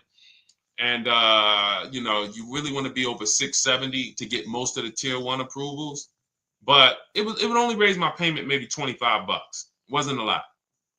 Now I'm 22. I'm driving a brand new 2007. It's still 2006. 2007. I'm pulling up, brand new car, full warranty, $256 a month. At the same time, I have a friend, got a vehicle, Toyota, financed it, went in. She had, you know, we had our, she had a young child, a little older than us, maybe 1 or 2 years older than us. And then she goes and she purchases a car. $500 a month. She didn't get ripped. That's what a $20,000, $22,000 car costs. She got a Corolla. $500 a month. We're 22. Plus insurance. This is enough to break a young person, young family. I'm paying $256. She's paying $500. That right there. When I tell people that story, it's amazing to me how many people will say, Deshone, when I got my first car, my parents took me out. We financed this car. We financed this. I was paying $400, $500, $600 a month. Whether the parents were paying some of it, or they were paying some of it, or they were paying all of it. Thank you, Kathy. Appreciate you sharing. So this is what all of them, all three, well, 2 of them. I don't know about the young man. Because his parents. His parents, I'm not going to override your parents. And if your parents tell you that they think you should buy a used car or buy a good, then okay. But I'm just telling you, when you see my daughter and you see my niece pull up in brand new cars and they have low payments and they don't have to worry about getting stranded on the road, hey, call the tow truck. Do we still have a warranty on this thing? So I would be telling, again, 8-year rule. Because if I've had young people in their early 20s who are like, I'm not even into cars. Like, I'm going to buy this and I'm going to keep this car. Like, I'll keep it 8, 10 years. I don't. And I've had some people who they know when they get a better job, when they move to this, they're going to start a family. They're probably not going to keep the car 8 years. So it still goes back to the 8-year rule. Always. Always. Most young people, most people should be leasing their cars. That's how I did very well throughout my 20s. Praise the Lord, because I did not have high car payments. I didn't have cars breaking down on me where I had to be like, oh man, couldn't get to work today. Not many 20-year-olds, 23-year-olds are keeping cars 8 years. So when you're putting them in used cars, you're really setting them up for failure in a lot of cases, compared to if they were just leasing, getting look, because some people be like, wow, are $300 car payments still out there? Oh yeah, they're still out there. Just you just are shopping for the right car. I know India had her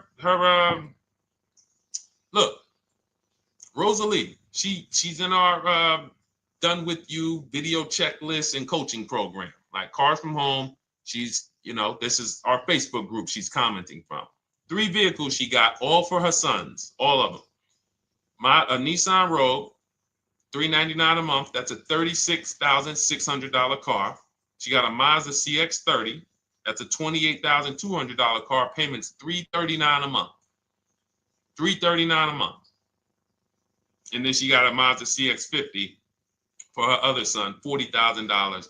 On top, we haven't even talked about the equity and leases and selling leases and, you know, really maximize her equity, because she said she got $6,700 selling 2 of the old leases. $6,700. Drove the cars for 3 years, had equity, bid it out, sold 2 of them, $6,700. You're probably like, Deshone, I didn't even know you could sell a lease. My question is, how much has that cost you? So when you're looking at investing in anything we're doing, be it my book, be it Shop with Deshone, our video checklist and coaching, be it our Done For You program. One thing that we do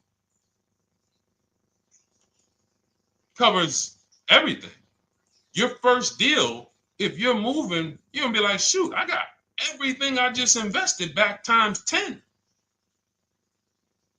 That's what we hold ourselves accountable to. Just her equity alone, she made $6,700 selling 2 cars. Didn't even know I could sell leases, and I just put $6,700 in my pocket selling 2 leases. Whoa.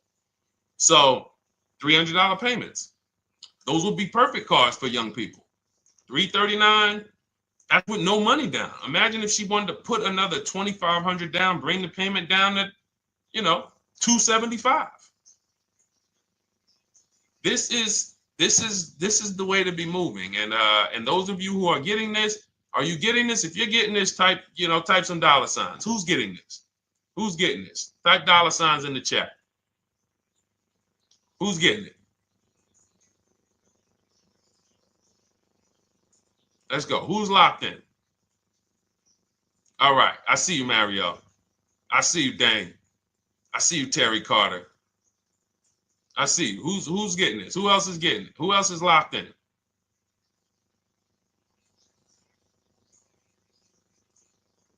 A lot of y'all on here. Listen. I see you, DJ and Nice. I see you, Arms Reach. And I can tell the people that's locked in because they be like, all right, Deshone, you said you're here for 90 minutes. I know we got about 3 minutes left. I mean, I'm hanging for this whole thing. I don't want to miss anything. Shout out to the people that are locked in. All right. Go ahead, Dolan. Should the out-the-door price include your trade? First of all, that's a curse word. All right, we're going to go back to that because I got out of saying that for a while. We do not trade cars. So you probably just popped in maybe about 30 minutes ago on the stream. We were talking about the 3 pillars of great car deals: who you buy your car from, who you sell your car to, who you get your loan from. You in order to get a great deal, a below market deal, you must get a great deal from each one, which means you bid out each one. I bid out, got multiple offers for who I was going to buy my car from. I got multiple offers for who I was going to get my loan from. I got multiple offers for who I was going to sell my car to. I bid out everything, therefore I got my great deal. If you bid out this, but you don't bid out this, and somebody you get an interest rate of 7.1 when you could have got an interest rate of 5.2, you lost $2,000. Depending on the cost of your loan, how much you're financing, you lost $2,000. Yeah, you did a bid on who you bought the car from, or you didn't bid out your trade, therefore you didn't find the highest bidder. You traded your car for 14. Another bidder would have paid you 18. You lost $4,000. So you got to bid out everything. That's why we do not trade. The only people that have to trade are people with a lot of negative equity who can't pay off the difference. And that's why I am the reason for negative equity is not understanding leasing. You buy your cars, take out loans, switch the car. Negative equity. It's literally the reason for negative equity is I should have leased, but I didn't. Now I have negative equity because I'm replacing this car with a loan still on it. So out the door price will not include your other car. And if I was trading a car, then yes, the out the door price would include the trade. But because we do not trade cars, our out the door prices don't include the trade. Let me show you an example of what our out the door prices look like. So these are some spreadsheets for our Done For You program where we shop for clients.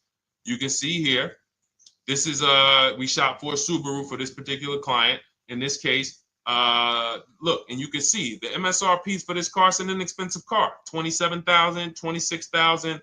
Look at the out the door prices, 29, 30, 30, 29, 29. These are all out the door prices with the taxes and fees. So you can see these dealers are giving either no discount or a little discount. 27 out the door price is 30,000. But look at the winner. Look at the winner. This particular dealer won the bid at this particular time They're not going to win the bid all the time. In this particular case, they needed the unit. $27,900 is the MSRP. Out the door price is $27,463. The out the door price is lower than the MSRP. How? Because they took off almost $4,000 in discounts. Almost $4,000 in discount. So every time you shop for your used cars or new cars, this is how you should be shopping. If you're not leasing, this is how you should be shopping. I'm getting multiple offers, out the door prices, comparing who gave me the best offer. Who gave me the best offer? Oh, look, Daniel Thompson said, D, I'm bidding out to sell my car and got a $4,000 swing from the lowest to the highest bid. This is the people who you listen. If I can bring them on and have them talk, they would be talking to y'all about how different this is. I didn't bring you here on a Tuesday afternoon, or you're not watching this. If you're watching the replay later on Tuesday, or maybe, Wednesday morning, we go live at 12 noon, Monday through Thursday. So we replay the show just for everyone who missed it. You can send all your friends, family, go to Deshone the Auto Advisor's pages, watch the replay from today's show. But they know this is, I didn't bring you here to talk to you about hundreds of dollars. We are talking thousands of dollars at all times. There is never anything that we talk about that is hundreds. Let someone else talk to you about how you can save a couple hundred more per month. We might be talking about hundreds per month. That might be the only time we're talking about hundreds, $200 per month. But other than that, which equals thousands. We're not here to figure out how we're going to save $50 this month. No, this is big, huge money. So thank you, Daniel. Thank you for tapping in with that information. So, all right, listen, guys. Everything we teach is in a step-by-step format, because when it's not step-by-step, you'll get overwhelmed. When it's step-by-step, you can challenge yourself to stay right on this step, check it off, move to the next step. Check it off, move to the next step. Step 7 in our Cars from Home process is delivery. Step 6 is paperwork. Step 1 is the most important question, which is the 8-year rule. It's literally called the most important question. 8-year rule. How many years are you keeping the next car? Step 2 is the equity assessment. That's why you heard Wendell in his book testimonial. He said, I just completed the equity assessment and we got 30% more than the book value. Bidding it out. He said, I'm about to move to the next step. So everything we teach is step. Step 3 is deal structure, where we budget and we see, all right, how much car can we afford? What does a good deal look like? Step 4, we go shopping, which is choosing what we want.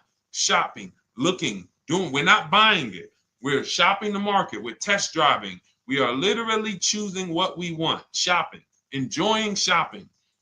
Step 5 is multiple offers. That's when we're in talking to dealers online, getting offers, getting bids. Step 6 is paperwork and protection, to make sure that the offer we got is legit. We tied it up. Paperwork is right. We go over extended warranties, tire and wheel, maintenance plans. Do we need them? Key protection. Do we need any of this stuff? And step 7 is delivery. It is a step-by-step path. That is how people win. They're not coming into some college to learn how to be a car salesman or to learn everything I know. No, it's a path. So if you want the blueprint in book form, that's my digital book, Cars from Home, 7 Steps of Saving Time, Money, and Avoiding Dealerships. Normally $97, part of our 30-minute welcome offer. You can get yours for $24 in my TikTok bio, Instagram bio, the YouTube comments, and the Facebook comments. Click those links and then click the special $24 welcome offer. It's good for 30 minutes. And you'll save 75%. If for those of you who are like, Deshone, what about that video checklist? That is our Shop Done With You program. Cars from Home, Done With You. You get lifetime access to everything we teach, all our below market videos, and it's short videos. I want you guys getting cars in 90 minutes. 90 minutes. Not shopping. The shopping might take you longer. Deciding what you want, you might be doing that for 2 months. But once you decide what you want, I want you to be able to get below market deals in 90 minutes. That's how I do it. We're not hours and hours to get these car deals. Some of these deals we make in literally 45 minutes over a 3-day period. So that is how we do it. And you'll have access to our coaching program. We do Zoom calls twice a month, first and third Wednesday. And you have a Facebook group with 1,600 people in it that have come before you in the last 3 years. And then for those of you who qualify for shop with done for me, just do it for me, Deshone. New cars, new cars and leases only. Credit score has to be over 670 FICO. Book a call with our team. Let's see if we can help you. All of those have welcome specials. The book is 75% off welcome special. Shop with Deshone is $200 off welcome special for 48 hours. And done for you is $300 off for 72 hours. All welcome specials for people to say, all right, I'm taking action. I'm going to take advantage of a lower investment for taking action immediately. And for those of you who you're still new here, you're like, Deshone, I like the information, but I need to get, can I get some free advice first? Let me test out some free advice. You can, of course, go download our cheat sheets, and that's there as well. All of that is in the Cars from Home Toolkit. So always a pleasure. We will be back tomorrow, 12 noon. Please mark your calendars, tell your friends, bring a friend, and we'll continue to, we'll continue to do what we do and try to make sure you guys have everything you need to win every car you get. I want you sending pictures with the numbers. You know you've done it right when every car you get, you have pictures with the numbers. You know people who purchase cars all the time, all post their pictures. Hey, had to upgrade. Oh, just got this. Hey, had to treat myself. Oh, watch it now. But you never see the numbers because they really are not confident in the numbers. They don't want to talk about the numbers. Everybody who shops with us, whether you're getting our book, whether you're using our stuff, and sometimes people who they piece together my social media videos and they'll get it done. But they are sending the numbers. Look at what I paid for this car. Not only did I get a great car, but look at the deal I got on the car. That's when you know, all right, you understand this thing.